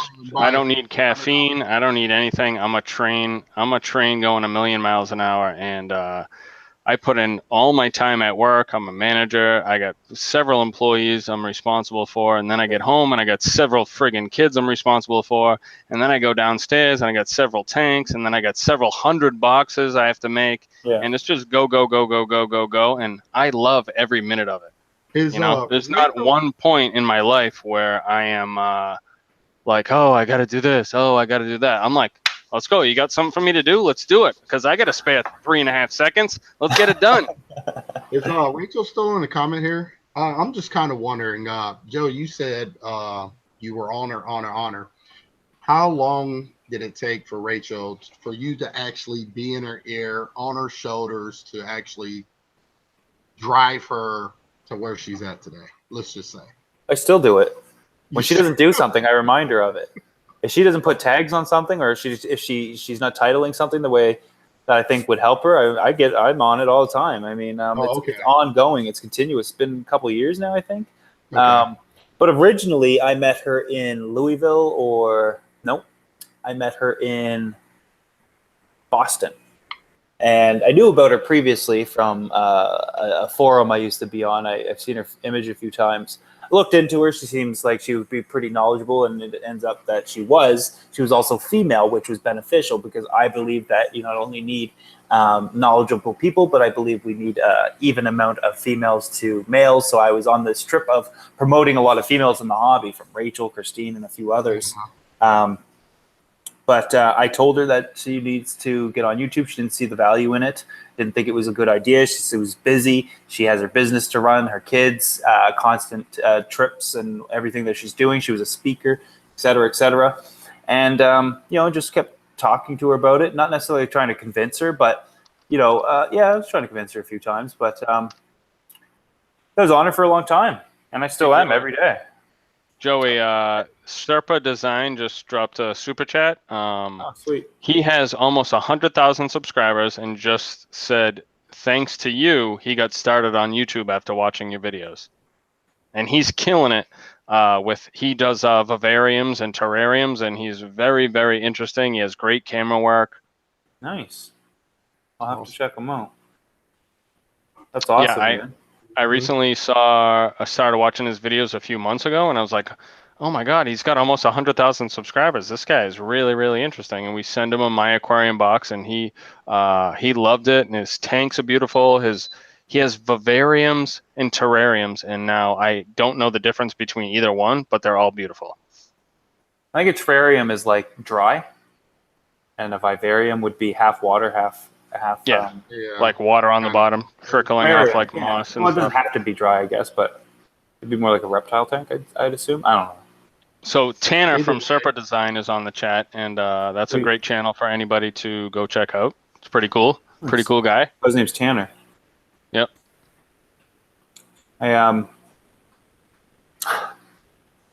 What I think I remember the name Tanner from what's that show I used to watch as a kid? Bad News Bears. No. It'll come to me. Don't worry about it. I think it was their last name. It doesn't matter. Thanks, Tanner. Thanks for the helping Mass Aquariums out with the $10 super chat. Full House. That's it. Somebody just said Full House. Oh yeah, there you go. Full House. We all grew up with Full House. What are you? 35, Joey? 35. Yeah. Yeah. Okay, so we're in the same era. I'm I watched turning the same 38 in a month. In a month. You're 37 now. Yeah. You lied to me. I'm still 37, Yeah. but I call it 38. Perfect. So, Yeah, it takes a lot for him to be able to do that. Like when you grow a big channel like that, a lot of people have too much pride to say what inspires them or why they got their start or anything like that. So, I respect that. You know what? Who got me started is Dustin, 100%. Yeah, I remember that. Yeah. In the old days when he didn't really have videos on his tanks, but was more just like, oh, I got a cold or I broke my ribs or blah, blah, blah. Like I was interested in his life as opposed to like what was going on in his aquariums. Yeah, like a vlogger. That's what really caught me. Wow. Yeah, I watched his channel when his channel was bigger than mine. His channel was bigger than mine for a long time. And I remember him going full-time on YouTube, and that was the first time I reached out to him, and I said, congratulations. Just be prepared for the loneliest job you'll ever do. And nowadays, he always talks about the fact that he always talks into a camera lens and not actual human beings. So I was like, yeah, it's getting there. But I was full-time with YouTube about a year before he was. So Dustin at one point was bigger than your channel? Yep. Everybody's was, of course. I mean, the biggest channels on YouTube when I got started, when I realized there was other aquarium channels, there was Mr. Saltwater Tank was bigger, LA Fish Guy, Dustin's Fish Tanks, Reef, what's that website.com, something about saltwater. What do they do? American Reef Channel. No. No. Brian's the host. Ryan's the host. And Valerie does the social media. Oh man, Bulk Reef Supply. Jeez, and then there was who was that guy from New York? New York Steelo. He was the biggest. He was second biggest. LA Fish Guy was number one. The New York guy hasn't put up a video in years and years and years. No, his mom passed away, and he had to take care of his brother that has severe disabilities or something along those lines. That's years ago. I can't remember specifically what happened, but and I'm only saying what I heard. It didn't come from him. But LA Fish Guy used to be the biggest channel on YouTube. He was the first to hit 10,000 subscribers, I think. And then I passed him after that. I was first to hit 20,000, and then every milestone after that. But when Dustin had 7,000 subscribers, I had like 1,500, something like that. But anyways, speaking of LA Fish Guy, that was the channel that inspired me to an extent. And what I mean by that is that was the first channel I saw, and I said, wow, there's aquarium channels taking it seriously, like truly trying to make videos on purpose and trying to make episodes out of it and whatnot. And I thought it was absolutely awesome. And I wanted to do it too. I didn't want to do what he was doing, and it, I didn't start because of him, but it just it added to it, that's for sure. And then I got deeper into it, and I seen Mr. Saltwater Tank was doing it, Dustin was doing it. I seen Dustin was growing and just freestyling stuff. I was like, wow, there's really an audience out here. And a number of other reasons why I started doing it, but no, those are big aspects of it. The only thing that bothers me about LA Fish Guy is he never changed the way he films anything. And I think that proved to be detrimental to his channel eventually because he never really grew after that. And I do know that for a fact, because I've seen some stuff, that he's quite bitter about me. And I've never done anything to him, never said anything to him. I've always commended him. I've always told that story. But I did read something that he's just upset that he's not growing, and my little clips and my little 5-minute videos were type of thing. So, Well, it is what it is.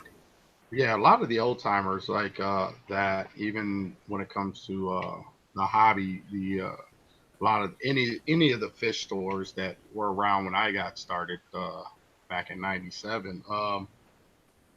Uh, there's a couple, but they're not doing good at all because they never changed. They never adapted to change. Yeah. And obviously, that's going to be anybody's downfall if you're not willing to change and with anything, this hobby or business or anything, expect that result, I guess, at the end of the day. Mm-hmm. Have you guys ever, one of the very first channels, right as I was watching Dustin years ago, was Cloud9 Aquariums. I think he was the first. Evan, right? Yeah, I think I met him. He was the very first aquarium channel that I saw reach 5,000 subscribers. And when I saw that, and 5,000 subscribers then for an aquarium channel this was before Dustin, I even think, hit 5,000. It was amazing. And the things that he was doing was just simply talking about what he does and what works for him, as opposed to the Encyclopedia Britannica of what is supposed to happen in your tanks. Yeah. And he was the first person I saw sharing all his ups and downs. And that's what pretty much inspired me to share every part of my fish keeping journey, not just, hey, this tank is beautiful and this is how you do it, but everything that was bad about that tank 2 years prior to the tank looking gorgeous. Right. Yeah, no. I thought I knew that guy, but no, didn't know. He's only been making videos since 2012. I hit 5,000 in 2012 for sure. I feel like he was one of the first guys I was watching ever. When do you know when? I wonder when he hit that number. Well, no, I don't know if I hit 5,000 for sure. No, it would have been after that. 2012. Started making videos. 2008. Luckily we can go back. Yeah. I think his was Cloud9 Aquariums, right? That's his channel. That's him. I'm on it now. Yeah. No, I don't. I don't think he's made a video in years. When was his last video? Now that you're looking. A couple years ago. Yeah. 2 years ago. It's funny how people make videos and they start to gain some steam and get interest, and then they just fall off the planet, and then they never make a video again. Yeah, I think almost 20,000. Life happens or something like that. Usually people ain't just going to fall off just to fall off. It's usually, life happens, something like that, family issues or. I quit YouTube 4 years ago. Like, I quit. I didn't make videos for 3 months. I think it was 4 years ago. Might have been 5 years ago. Maybe it was 5 years ago. I quit YouTube. I was done. I didn't make videos for 3 months. My family left over YouTube. So once again, there you go. I'm done. That's enough for me. Yeah. I came back and I made a comeback when heard. Yeah. So that's your up and down roller coaster. That your wife must truly love you, that she's back and sticks with you through all the shit that. Yeah, and I mean, I'm just giving stories off the top of my head, but I mean, there's things that happen all the time. I mean, there's trials and tribulations and constant issues and problems at times, and in order to do what you do, you have to be surrounded by people that believe in you and truly love you, or you're not going to be successful. You need that type of support. I can only imagine, like, your wife does support you, although, like, there's going to be times where she's going to bitch about it, and she's going to say, like, you're always doing this or fish that or fish this or fish that. But at the end of the day, she supports you and loves you, and I bet you she does in a way more than you know. Just like mine does. She doesn't know any of the fish in this gallery, though, and doesn't know anything about fish, but she supports what I do.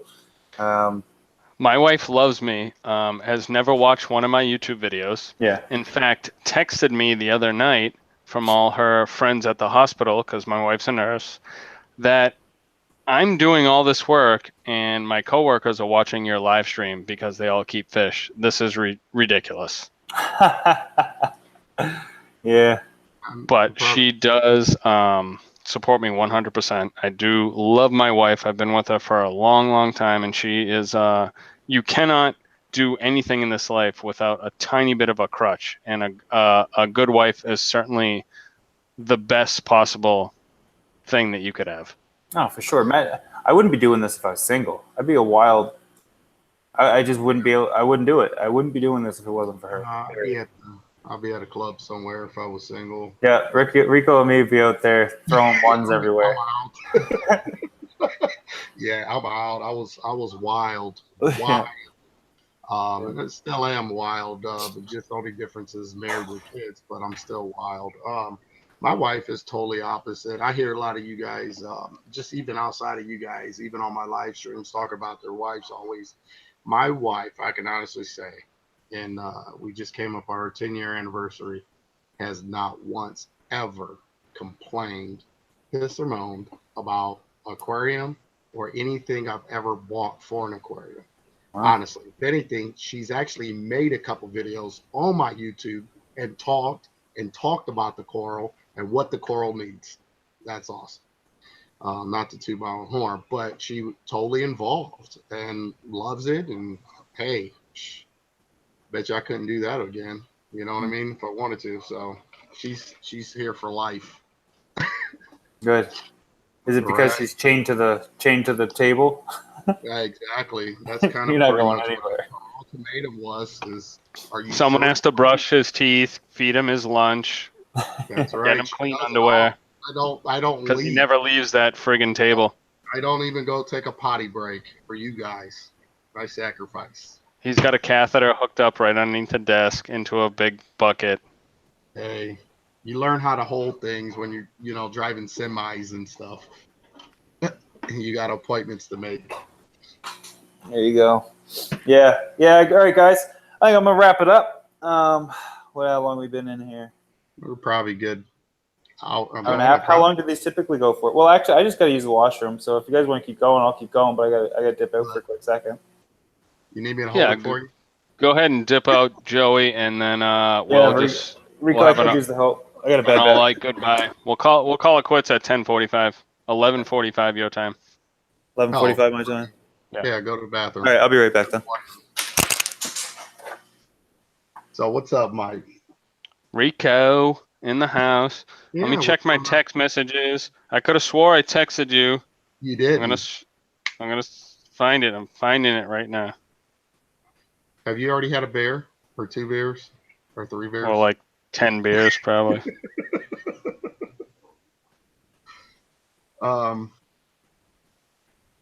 So a quick question, Mike. Where do you see my question to you is, where do you see yourself, let's just say in the next 2 years, let's just say, when it comes to YouTube, 2 to 5 years? Where do you see your subscriber wise? And do you feel like, will you be making any kind of changes or anything like that? Where do you see yourself? I honestly see myself in the same position. Putting out updates on my tank. When I learn something, I'll put a video out on it. When I make a mistake, I'll put a video out on it. I share all the good, all the bad.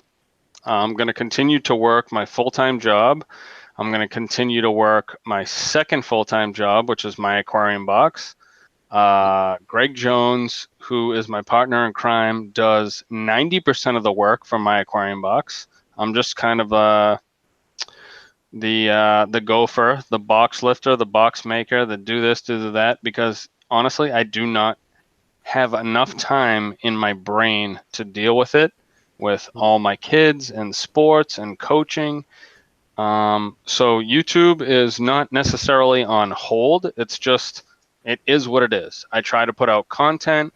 I try to interact with my subscribers and my viewers, and I try to do everything I can to stay real and enjoy YouTube. When it becomes too much of a, I have to do this for YouTube, then it's definitely not going to be fun for me. What I miss? So you're just basically ask Mike, where does he see himself in the next 2 to 5 years? 40. It's going to be 40. And and basically, I mean, and that's cool, and I respect it, and obviously, you do have followers that gonna follow you, for just who you are, and that's awesome. Maybe that's why a lot of us mesh so well. So, certain one of us, just for the fact that we are who we are, and we don't pony punches. We mean what we say what we mean, and that's that, whether you like it or not. Um, and I respect you, Mike, for that. I mean, how can you not respect somebody for just being straight up? I rather know who I'm dealing with than whatever some Um, BS. Uh, I appreciate that, Rico, and I feel the same way about you, and especially Joey. I've busted Joey's ass on numerous amount of Facebook messages, giving him shit, and he's come right back. And those messages are private, so I don't need to share them. But I just know Joey is. You send me nudes. he did that to Yes. me. I send him big giant pictures of my ass because I heard he was an ass guy. So Did I that sent to him a me. hairy ass.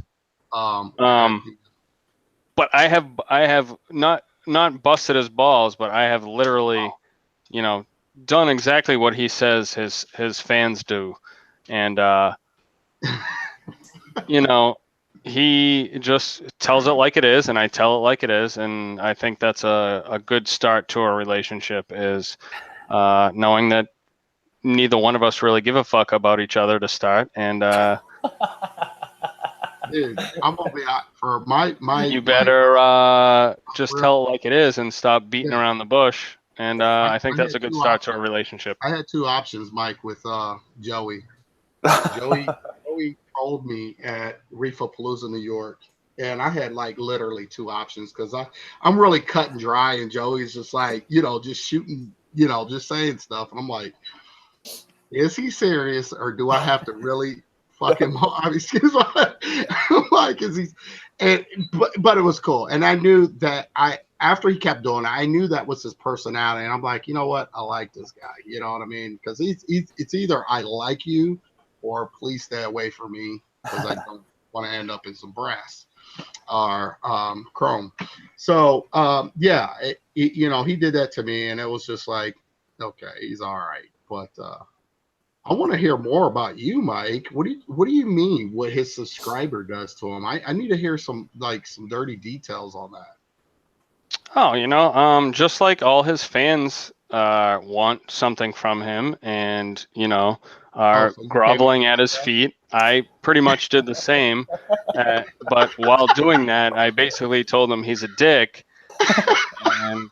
And, he still replied to my message. So Oh, it wasn't that bad. it wasn't that I bad. respect Joey tremendously, but at the same time, I don't know how to say it without revealing any of our messages. He's the No. king, and that is for sure, but I am the king of my castle as well, which has nothing to do with YouTube.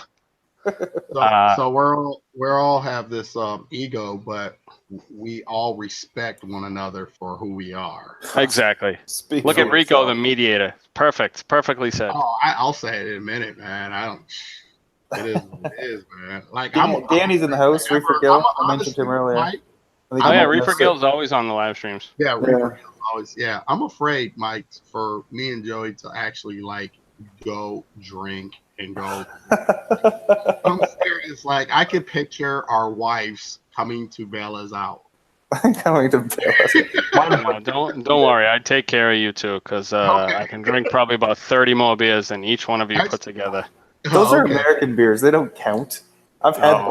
one. I don't do beer. Joey, one of my favorite beers is Moosehead. Do you like that? I love that friggin' beer. Because it's got alcohol in it. I don't do Because it beer. tastes good. It's a nice lager. I need to. Nice lager. Yeah. I mean, that's cool, man. I just saw Cake Clutch just says Mike is the David Letterman of the Aquarium YouTubers. I'm digging the live stream so much. That's how Reefer Mike Gill is said, going to "Oh, grow. Joey can drink." What is Reefer Gill now? No, I already know. We've gotten crazy. Yeah. But that was at But- Denver. Oh, Denver. Love Denver. I'll be there on Friday. Yeah. I'm gonna pass on that one. I'm gonna stay local for that. Yeah. Yeah. I Oh, want to. the weekend after Maryland, though. That's got to be close. Yeah, I'll be there. I told you I'll be there. So Wife's we coming too. Well, it's just you and your wife, right? So Yep. we got the big pickup truck, lifted up truck, so we can go wherever we want to go, man, and we're gonna look good. So I don't know about your wife, but if we want to go to the strip joint, my wife is fine with it. Maybe. He's like, yeah. She would And do segue into that, what's Joey's favorite beer? it. He's gonna say Probably Corona Light. I know it. not light, but Corona. Yeah. Corona. My wife drinks Corona Light. I actually like American beers and imported beers. I like Bud Light and Coors Light. Canadian beers are good, but they I don't know. There's other beers out there. Corona usually. There's other beers like Corona and Corona Light. Yeah, well, there's a Nova Scotian beer. I think it's made in Nova Scotia, anyways. Called Sol, SOL. Tastes just like Corona. Looks like it too, but it's cheaper. Cutter Cousin says Guinness is the best, and Guinness is my favorite beer. Bud Light's my go-to, cheap ass beer, but Guinness is my absolute favorite beer to drink. Beer's just cheap in America. All your liquor is cheap. Dirt cheap. I couldn't understand. All your and you sell it everywhere, corner stores and stuff. Yeah, there's package stores everywhere. Everywhere you look, there's a packy. Packy stores. And for those of you that are not from Massachusetts or New England, a packy, also known as a package store, is a place where you buy beer. Oh. Sometimes they have like candy or your cigarettes and your scratch tickets and your lottery, but it's called a packy. And that has nothing to do with any type of race. It's literally a package store. It's called a packy. So if you're going to pick up beers, you're going to the packy. Yeah, I thought it was a person from Pakistan. Well, ironically, Michael from Aaron's Aquariums, shout out to him. That's what he thought when he came over here. I said, well, we need to go to the packy because I need beers. And he's like, well, who owns those around here? Because we call them those stores packies because Pakistanis own them. Yeah. I was like, well, I don't know anything about that. All I know is I need a beer, and we're going to the packy because they sell beers. Right. I met Aaron too. Nice guy. He's one of my really, I could say, really good friends I've met on YouTube that I've actually met. He's stayed at my house. He's flown drones with my kids. He's had dinner with my family. He is truly a great guy. Very, very happy to be friends with him. And he's that one of those three that I've met on YouTube 5 years ago. And it's like a modern day pen pal. Aww. As opposed to writing letters. You just friggin' text and you talk, and then he comes and visits, and before you know it, he's there with your wife and kids, and you're just doing shit. And he's a really good guy.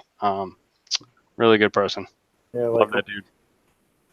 I like him better in person. I like everybody better in person. Everybody's a little bit different, a little bit more authentic and stuff. So, even myself, I mean, when we turn a camera on, of course, I've got to stay focused and whatnot. Lately, the last year, though, I get so hyper. I get so hyper and excited because I can just do whatever I want now, make videos about whatever I'm excited about. It's just so much more fun. That's tearing up. I can see how that, because my goal is to get my Aquarium Box full time so that I can get up in the morning and put my kids on the bus and not have to go work for somebody that's not me, and I can do what I want and get excited about things. And well, it's got to be close. How much longer do you think? I'm hoping by the time I'm 40 that I am full time working for my Aquarium Box. Let me ask you, what for your my Aquarium Box? Because you kind of said that Greg does like 90% of the work. So how can you help to make that happen, per se, where you can be more involved so you can really promote the My Aquarium Box? It's all about awareness, and you 'Cause, I need to mean, be able to spend time to make it yeah. full time, like Joey. Greg, I have a full time job. I work almost 50 plus hours a week. Mhm. Greg has a part time job. He works 20, 25 hours a week, and he spends literally 90 hours a week on my aquarium box. He's a workaholic. He loves it. He's constantly figuring out new angles. He's a very, very intellectual human Oh, being. He's very smart. All right. And you need to. So let me put it to you real quick this way. A lot of people, when they start a company, they take out a big loan. Let's say $250,000, $350,000, and that loan is to pay themselves a salary for, let's say, 5 years. Right. And their goal is to make their business happen. So after 5 years, while they're slowly paying off their loan, their business is successful, and then it's a full-time job. We went through the route of let's keep our full-time jobs, not have one single loan to the bank, and just work our asses off in our spare time to slowly make it happen. It is happening. We're manufacturing our own foods. Believe it or not, one of our best sellers is hermit crab shells. We sell so many bags of hermit crab shells per week. It's absolutely ridiculous. Now that's a 600% to 800% markup, and that's what the products that you need to sell. You sell them? You sell what? Say it again. We sell hermit crab shells. Like you just sell them? You can go on your website and just buy them? Yeah, you can buy a 6-ounce or a 12-ounce bag of hermit crab shells. Oh, I thought you just got boxes of stuff, like a grab box. You just No, get no, no. whatever's in it. We have our e-commerce site. We have at least 100 products on that so far. We're manufacturing new products every single day. Greg is working tirelessly night after night. He's probably doing stuff right now. And we're slowly moving towards buying now. So there's a thing called fulfillment by Amazon, where you mail Amazon a ton of stuff with barcodes, and you Yeah. scan it with your phone, and Amazon sells it for you. They ship it for you, whatnot. But where the real money is at is actually barcoding your product, paying money to own a barcode on your product. Now, we decided to go with hermit crab shells because they sell like crazy. That will be our first product on Amazon, where someone will buy that product through Amazon and you own it, as opposed to buying something from CChem, then putting it on Amazon, and then you make absolutely nothing on the product. Right. But manufacturing your own fish foods, finding a niche product like hermit crab shells, which everybody needs and everybody buys. Crazily, I don't even know why, we sell a ton of hermit crab shells. Is our goal going forward. Selling enough things on Amazon that people need, not crazy stuff that you're just trying to push. Like Joey said, he's turned down so many thousands of dollars worth of sponsorships because it doesn't fit his persona and he's not thrilled about it. Well, we don't just put a label on everything and hope to make 50 cents. We're concentrating every single day, and it's slow growth, and slow growth is better than too fast of growth, which you completely dive off the cliff, or no growth at all. And every month we're going and going and going. And I hope by the time I'm 40 that I'm doing my aquarium box full time as my job, where I can get up and go fishing and put my kids on the bus and answer a few emails and pack a few boxes and make videos and get my kids off the bus and, just continue the grind in helping people succeed in their aquarium hobby. Interesting. What would be your second item? Our second item is giant cholla wood. Cholla. I don't even know. There's so many pronounces. It's big teddy bear cholla wood. We sell a ton of that.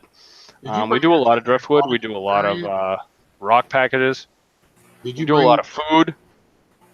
bring that to the aquatic experience? Yeah, it's Yeah, sold out you sold in out. in the very first day. Yeah, Yeah, that's that stuff shaped like a log and it's got a ton of holes through it. Yeah.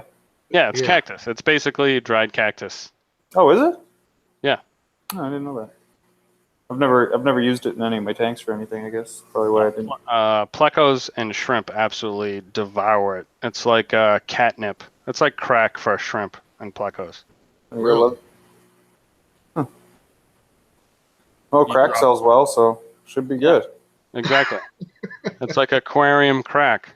Aquarium crack, Wow. fish crack. Just rebrand it.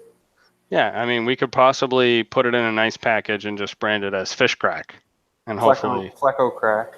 yeah, So, pleco crack, shrimp crack. how much of the social media do you actually use to help push those products or your brand? Obviously, I know I talk about my aquarium box. There's really only so much you can do. You know, we're on Facebook, we're on Instagram and Twitter and YouTube and the works. But as far as my audience and Greg's audience, you know, you can only push it so much before people start getting pissed. Like, hey, you're gonna actually do a video that doesn't involve my aquarium box? Yeah, I can see So that happening. actually, Yeah. over my last maybe 12 videos, you know, I've just completely stopped throwing plugs out there like I am right this very second. You can throw But plugs out. Hey, I mean, it's listen. There's two things you can consider here. Is that's like let your business be run by a small amount of commenters, because at the end of the day, the commenters are the minority of what's going on with your channel. In my opinion, a better thing to look at, instead of paying attention to like 5 people or 20 or 30 people in the comments that said, I don't like this, why don't you check your videos analytics and watch your retention rate and see if your viewership actually drops off when you talk about that.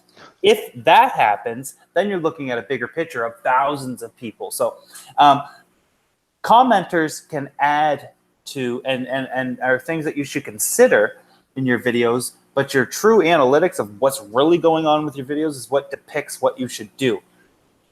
And YouTube's all about watch time, so you should know what to do and what not to do that causes these drop-offs. I'm not sure if you've ever watched the retention, but if you've ever watched, gone into your analytics, you could press play, and you've got a graph that shows when viewership goes up, and what that means is they click back to watch it again. That's a good thing. What did you do? How did you do it? Did you show something different? That's when you try to replicate these in the future. Or big drop-offs is like the big drop-off in watch time. If they do that when you're talking about a plug, don't do it. Maybe you try putting it at the end of the video where you say, hey, you guys, I'm also known for my aquarium box. I'll leave a link in the description below if you want to get your subscription today. Something like that. You can end your videos like that. well, the great thing is with every box that goes out, the subscriber, the member, also gets an email asking them what do they think of their box.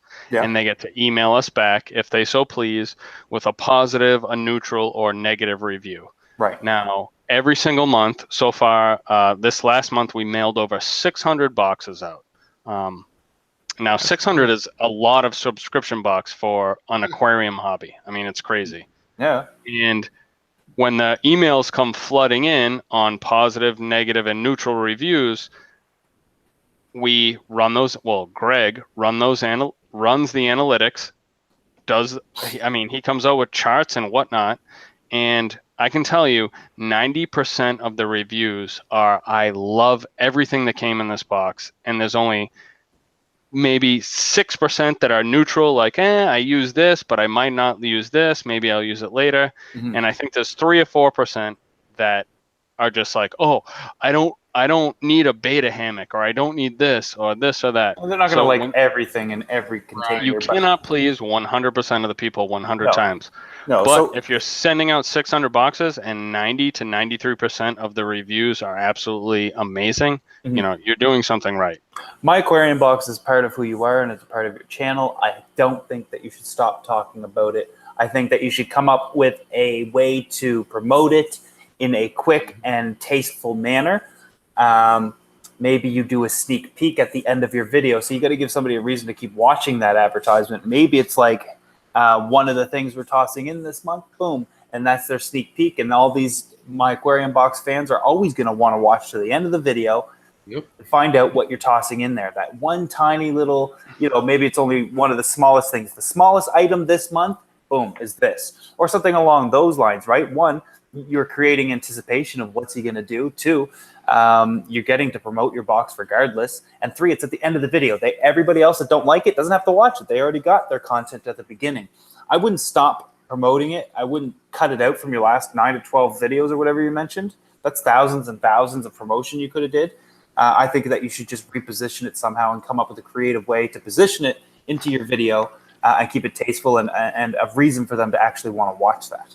And that's exactly what I've done. I've dropped a quick hint, and then at the end of all my videos, there's literally a 6-second bing with My Aquarium Box and how to subscribe. Yep. And they're not watching my video to hear me shoot the shit about My Aquarium Box, but they're watching the video because they want to learn something, and if they happen to watch to the end, they can always subscribe. Mm-hmm. But awareness is extremely difficult, where people have watched you for years, and then they like, oh my god, there's a My Aquarium Box, and then it's crazy. How many? Everybody said, like, I totally agree. I don't talk about my book anymore. And when I do, it's like I feel like I'm self-promoting, et cetera. But this is just relative. Like, I get that a lot. Like, oh, you wrote a book? I never heard of it, except because I don't talk about it in my videos. And every once in a while, I'll mention it or merch or whatever I have there. But I totally understand. And then it makes me feel like I need to talk about this more. But then once you do it, it feels like you are, getting too salesy or too pushy or something. I totally understand what you're saying. So I prefer to just leave it in the description, and every once in a while I do mention it. It's a thin line to tread, and that's what I do. I prefer to leave it in the description now, and just at the end of my video, it's a quick bing, and My Aquarium Box symbol comes up. It's 6 seconds long, but at the same time, give them mic. Don't give them that. Don't give them an intro. Nobody wants to watch intros. Nobody. No. Outro. Don't even do an outro. Don't do an outro. It's nobody sticks around for that. Give them a reason to watch. Give them more mic. Maybe the screen goes black for half a second, and then it's like, for those that stuck around, fans of My Aquarium Box, sneak peek or something along those lines. I would stick to something like that, but give them more mic. For those that don't like it, give them. There's a curiosity factor with all humans. We're all going to want to see it. What is it? Just out of curiosity. And eventually you're going to convert them. I wouldn't stop. I wouldn't stop at all. I would include it and not stop. I would just change the way you do it. Try a few different things and see what works the best. Just because it worked good once doesn't mean something else is going to work better the next time. So with me, I'm always trying to push the bar and try new things, and whether it's editing a little differently or saying something a little differently, but I'm always trying to tweak and become a little bit better at everything. There's no such thing as being perfect, although that is what I tell my wife about myself. There's always room for improvement. Well, there is a fine line for me between, now while me and Greg are 50% partners, he is, like I said, extremely smart. So he always keeps me in check, because if it wasn't for him, there'd be a lot of stuff on my channel that probably wouldn't be great for the business, because I just kind of like to get on and YouTube is my outlet. I have kids that I'm restricted from talking about. You know how it is when you have kids. So then once they're all in bed and everything's said and done, this is my way of like kind of letting loose, hanging out with whatever, just getting shit off my chest. But now that I have My Aquarium Box, my videos have kind of been censored to a point, if you know what I'm saying. Yeah, I get it. I understand. But you are affiliated with the box regardless of what you think. And there's a number of books I should send you links to read about branding yourself and branding your business. You are the face of your business regardless of how you feel about it. And the more authentic you are, the more you're going to relate to people, and the more the more you're going to build a cult following. you're going to have lots of people that don't like you, but you're going to have even more people that love you. And that's the risk you take when you be yourself or be more personable per se. You know, I changed the way I made videos about a year and a half ago. I stopped being robotic and scripted, and I always thought it'd be a risk, but I never wanted the videos to be about me. I never wanted to be a personality. I never wanted anything like that. But the minute I changed it, my channel exploded. Of course, it has a lot to do with the content I was creating, but I definitely think that I've built a much more loyal fan base than I ever had before. And because of that, I've also shown some personality, and people have developed dislikes. You can watch a video and you see the way a guy talks or the way he moves, and you're like, I don't like him. And then you just don't like him, period. So, I mean, there are risks with becoming more personable, but the rewards are way higher. And if you're always being truthful with yourself, you never have to pretend, right? So you can always, you always don't have to worry about when a camera turns on or what you're going to say next. Dustin has that thing going for him. We talked about Dustin earlier. He's always been consistently himself. Got tons of people that love him, tons of people that hate him, and I'm in the same boat. But at the end of the day, if somebody's willing to judge you off of a video they've seen and they don't like you or what you stand for or whatever, and that's their problem. This says more about them than it does you. They don't know you, they've never met you, and they're willing, based on their experience, to judge who you are as a whole based off a couple little YouTube videos. So I won't worry about it. I don't. I never do. And I've tweaked plenty of things through your tutelage as far as titles and tags and making sure the description and this and that. Like I said, I gotta eventually move on to editing some of my videos, but there's one thing that I've never changed, and that is exactly who I am. That will not change. Yeah. I am who I am. You like me. At least 31,000 people like me, and I don't care if 131,000 people don't like me, because you know, I'm still going to put out videos, and the people that don't like me still comment on my videos. Oh, yeah. And I kill them with kindness. I say, thank you very much for watching. I'm sorry you didn't like the video. I don't. I call them closet fans. But they still watch every single time. Me, but you keep tuning in. Stop kidding yourself. You got a crush. I love the interaction with the viewers. That's and like I said, you know, once you're over, like Joey, you're over 700,000. You're gonna be 1 million by 2019 easily, and that in itself, that was actually my last question. It wasn't even really a question. I posted it. I don't know if my description of the video came out, because I was trying to send you new links and like restream it and everything. But the description basically is that not only have you been a inspiration to a lot of fish keepers, but you're not just an aquarium channel anymore. You know, you are a YouTube channel that is provides so many things for so many people. I mean, dude, you're gonna hit 1 million subscribers in 2019. That shit is nothing.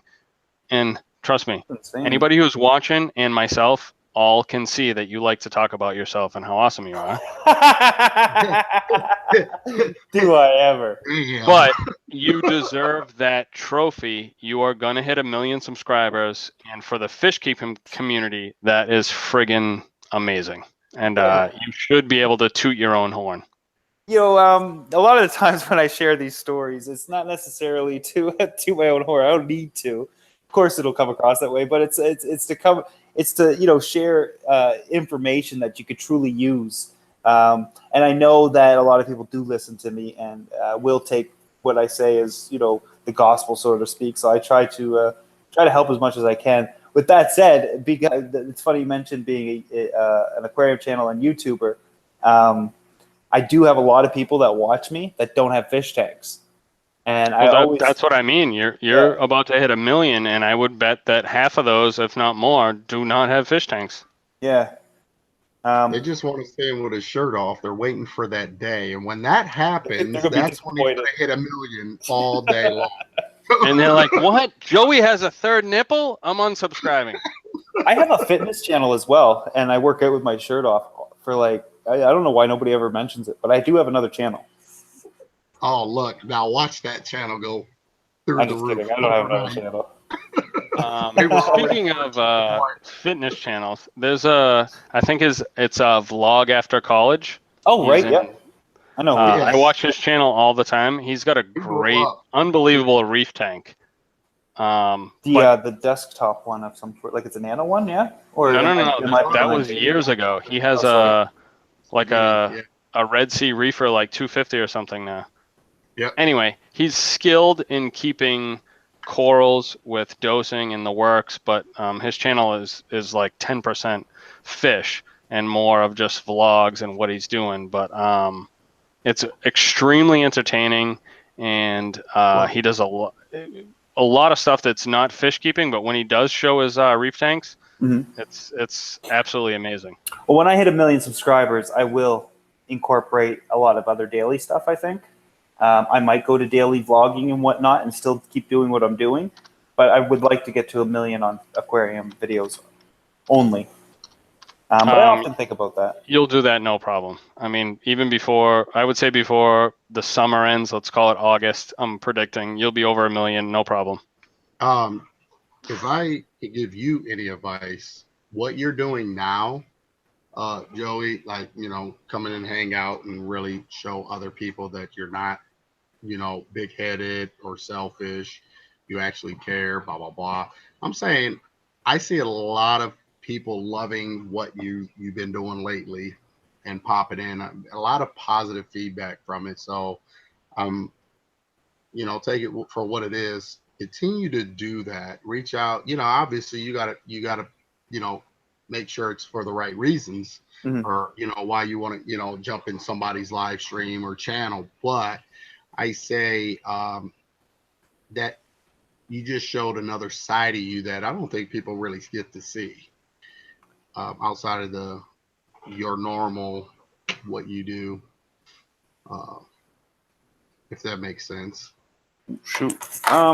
Yeah, I mean, well, you can't judge a person and encapsulate their entire life based on like a few small YouTube videos they've made. Of course, people have tendencies and mannerisms about them that you might just not like. So it's easy to judge somebody off of that. But I found that like all the YouTubers that I didn't like I never liked Dustin for a long time. And we hung out in person several times, and I learned to like him. And we have a tremendous amount in common, and way more than I thought. And it's a lot of things. Just meeting people in person changed my mind. But then you get people that like you in person, and then you meet them, or you like you online, you meet them in person, and it's just like, bro, you're a snake. It just sucks. Yeah, the great thing is when you meet them in person and you get along like you've known each other for 20 years, when it clicks like that. And that's what I've really, really have to thank for YouTube is it's few and far between, but it's pretty cool. But it's definitely rewarding. I mean, obviously you can't be friends with everybody. It's you might not just mesh like that, but when you do find those individuals, it's pretty awesome. You know what I mean? I mean, I've had some bigger channels come here, visit me, and after hanging out and going to get some beer, some food, it was like I can hang out with you anytime. There's some that you're like, okay, pretty much if I ever see you again, it'd be too soon. Yeah, my problem is like just not caring if I meet somebody I don't like. It gets bad fast. Somebody's mentioned in other channels.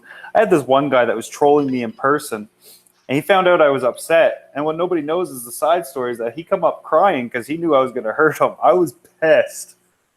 Trolling me. Yeah, trolling me at an event. And he didn't know what he was doing because he's a kid, but he's of age. I just told him your level of disrespect is crossing the line. Things are going to get serious for you. And he was in tears. I was like, there's things like that can happen. You got to be careful. Don't be a dick. Exactly. I can't take this, man. Don't be a dick. I don't even want to know details, but My wife's over here giggling and stuff. Joey got my wife giggling. Oh my. She's over here booking. I'm gonna be the big bearer of the downside and say I think it's time to call the stream. Yeah, we're getting a little weird. It is getting a little weird, ain't it? All right, before the 12:14. Before Mike. I could sit here for an hour and just tell stories about everybody I don't like. The snakes that have crossed me. Well, I saw the train tracks, and let's not cross it. Not on my channel. That's what he said. That's what Mike says. Oh, look, I don't care if you do it, just not here.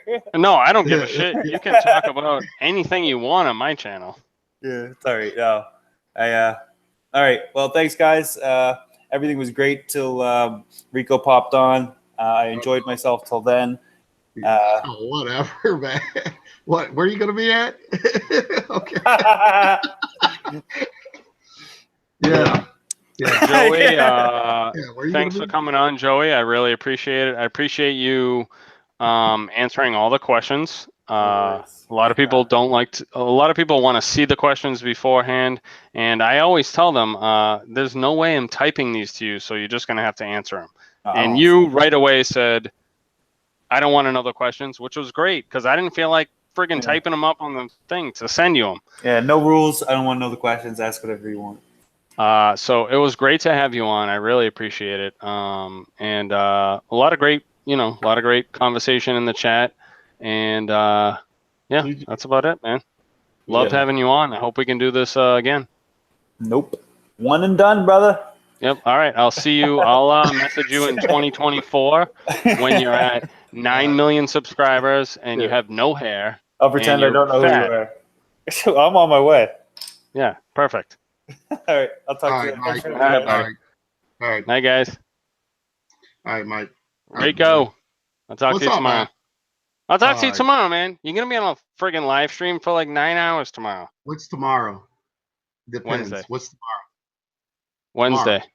21st. Tomorrow's Wednesday? Is it? Why did I think today was Thursday or something? That's because you do live streams every day. Over and over and over. Are you mad? Are you mad at me for that? No, man. I love you. I love going on my lunch break, and I know that you're on a live stream.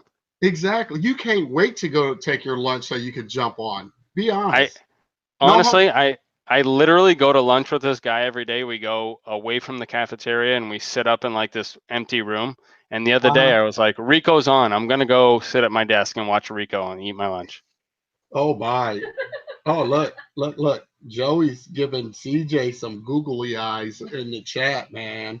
I told you got to watch out for Joey, man. You guys just don't understand what you're going to get yourself into. Is that emoji like a gummy bear that has a face? What exactly is that thing? With some kissy lips and hearts and yeah, dude. CJ, boy. CJ, if at the end of the day, you know how Joey gets you? He just puts a Snicker on your bed. CJ is going to be on next. I've been, you know what? CJ, if you're listening, which I know you are, he's so funny. He refuses to get on Facebook. He just got on Instagram a couple months ago. Yes, I know. And I'm like, dude, just give me your goddamn cell phone number so we can text and stop with this.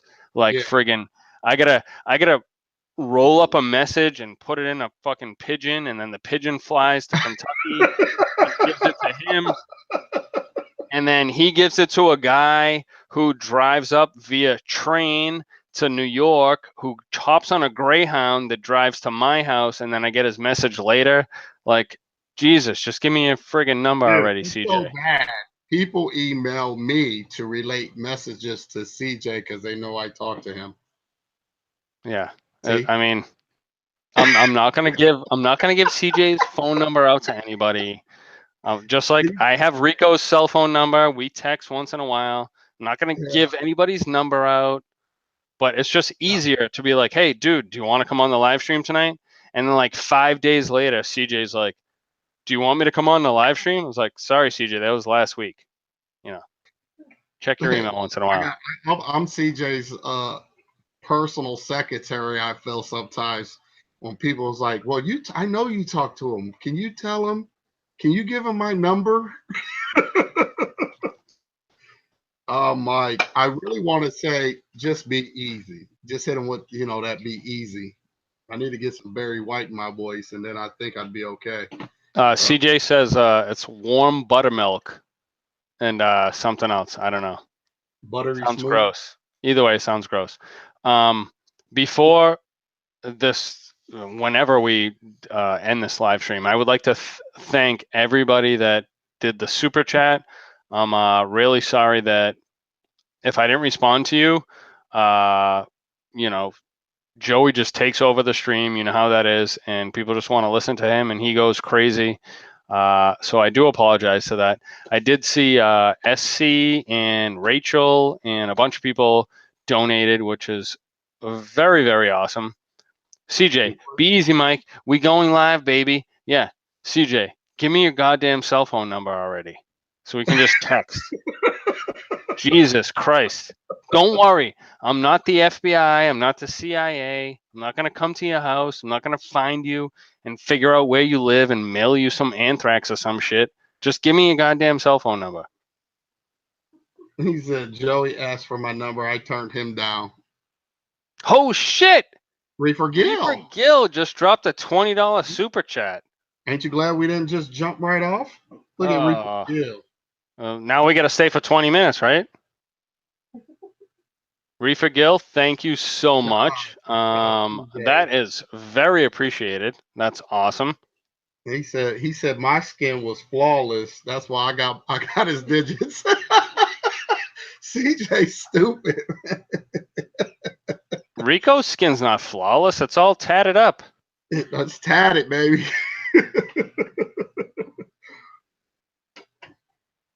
Well, we still have 75 people watching, so let me ask you a question, and then I want you to answer so that I can go get another beer. How about that? There you go.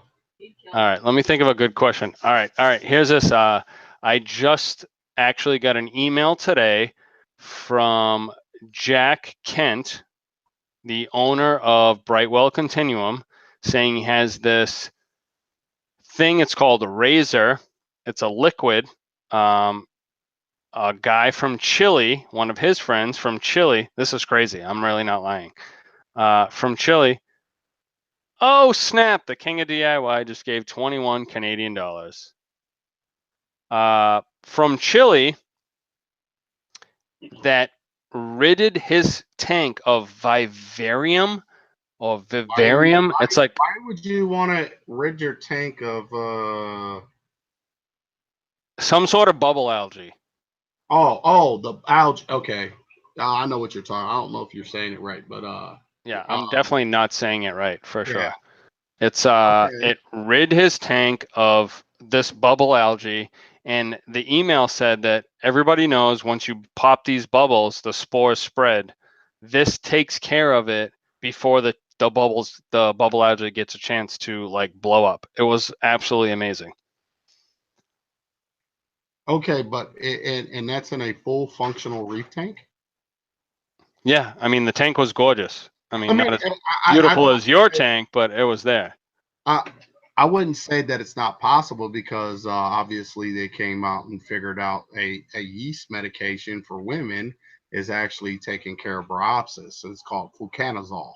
So you take tablets of that. Fluconazole. Yeah. So it wouldn't. I work in a pharmacy. Well, there you go. It wouldn't surprise me that whatever this thing is would work also as well. But it kind of makes me wonder: will fluconazole do the same against that algae? Because it's really, for the most part, I've seen it took care of all the algae because of whatever the enzyme is in the algae. So what I want to ask you which will give me at least 2.5 minutes to take a piss and grab a beer, is if you have bubble algae in your reef aquarium. Okay. Question 1, do you panic? Question 2, how do you solve the problem? And is there any type of critter fish or crab that will take care of it for you. Okay. Well, I don't panic over any kind of algae. Been in the hobby too long. Second of all, for bubble algae, I keep certain fish in there for the simple fact of, um, they're there to do a job. And Foxface has always done a job with keeping it out of my main display. That is one fish that I like to use. And I'm not too much into emerald crabs or any kind of crabs or crustaceans, really, except harlequin shrimp or Astrina starfish. And they're easy to remove when I do treat my system for red bugs. I treat probably twice a year for that. So therefore, that will kill any kind of crustacean. So fish are pretty much my friend. There's a fish out there to do a job. Doesn't matter if it's to take out cleanup crew, take out bristleworms, take out anything, wrasses. But more your tangs take care of algae. Tangs love to eat algae. Fox faces will pretty much eat anything. I almost consider them as a catfish, a bottom feeder. They will consume anything and everything that they can for the most part.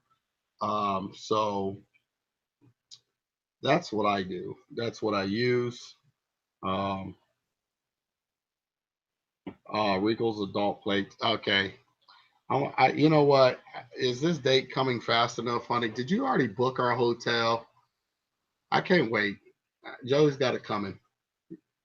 Did you already book the hotel? You did? I'm booking it now. You're booking it? Is there a swimming pool? Joey, is there a swimming pool? You're obviously still in the chat. My wife would like to know, is there a swimming pool? He's probably going to tell you if you're something crazy, or he's going to tell you, ain't you on the website while you're booking the room? I'm trying, but some stuff says yes, and then some stuff says no. Okay, so if you're in the chat, I'm sure he'll get to you in a minute. But anyway, back to Mike's question was about the bubble algae. No, is there bubble algae in the system? Of course there is. It lives in the overflow box. I don't mind it. I let it get real big before I take a chunk out of it. It's actually doing filtration. It's no different than me keeping Chlorpa or Chaeto in a tank for nutrients export. So it's perfectly fine. It's all about did you see it, honey? See, I asked the question, and then he puts my name on the front of that.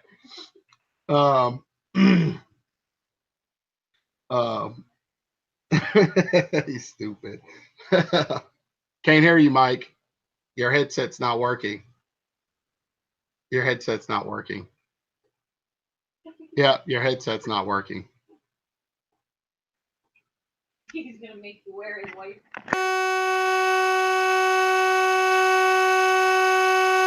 No, you got a real high pitched sound right now. There you go. There you go. Wait, don't touch. am I on? Touch. Yeah, you're good. Don't touch it.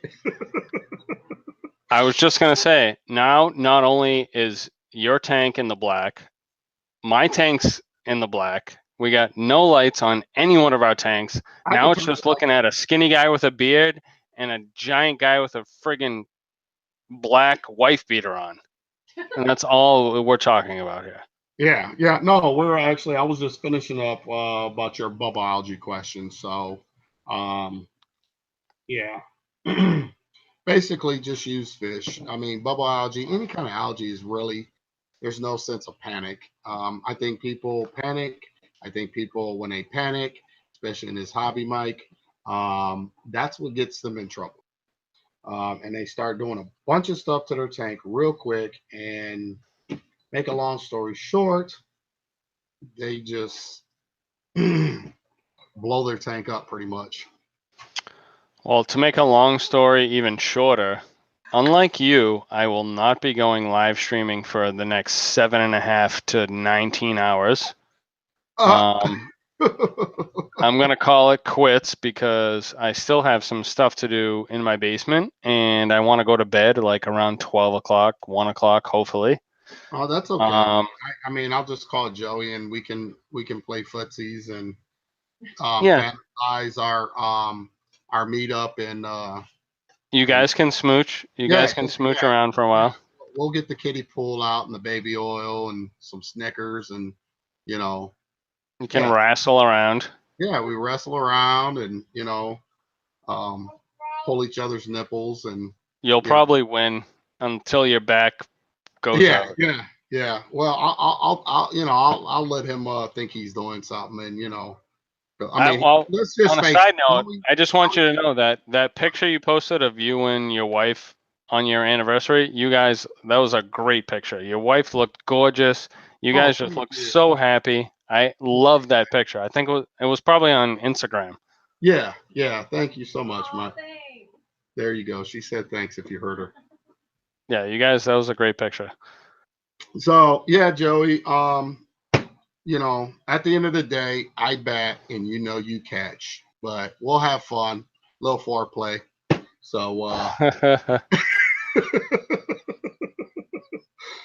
So all right, Mike. Hey, you know what, Mike? Awesome live stream, man. I must say, awesome job. Great questions. You did it exactly how you needed to do it. And you rock for that, dude. So kudos. Thank you, Rico. Thank you for all your knowledge and No problem. teachings on the live streams.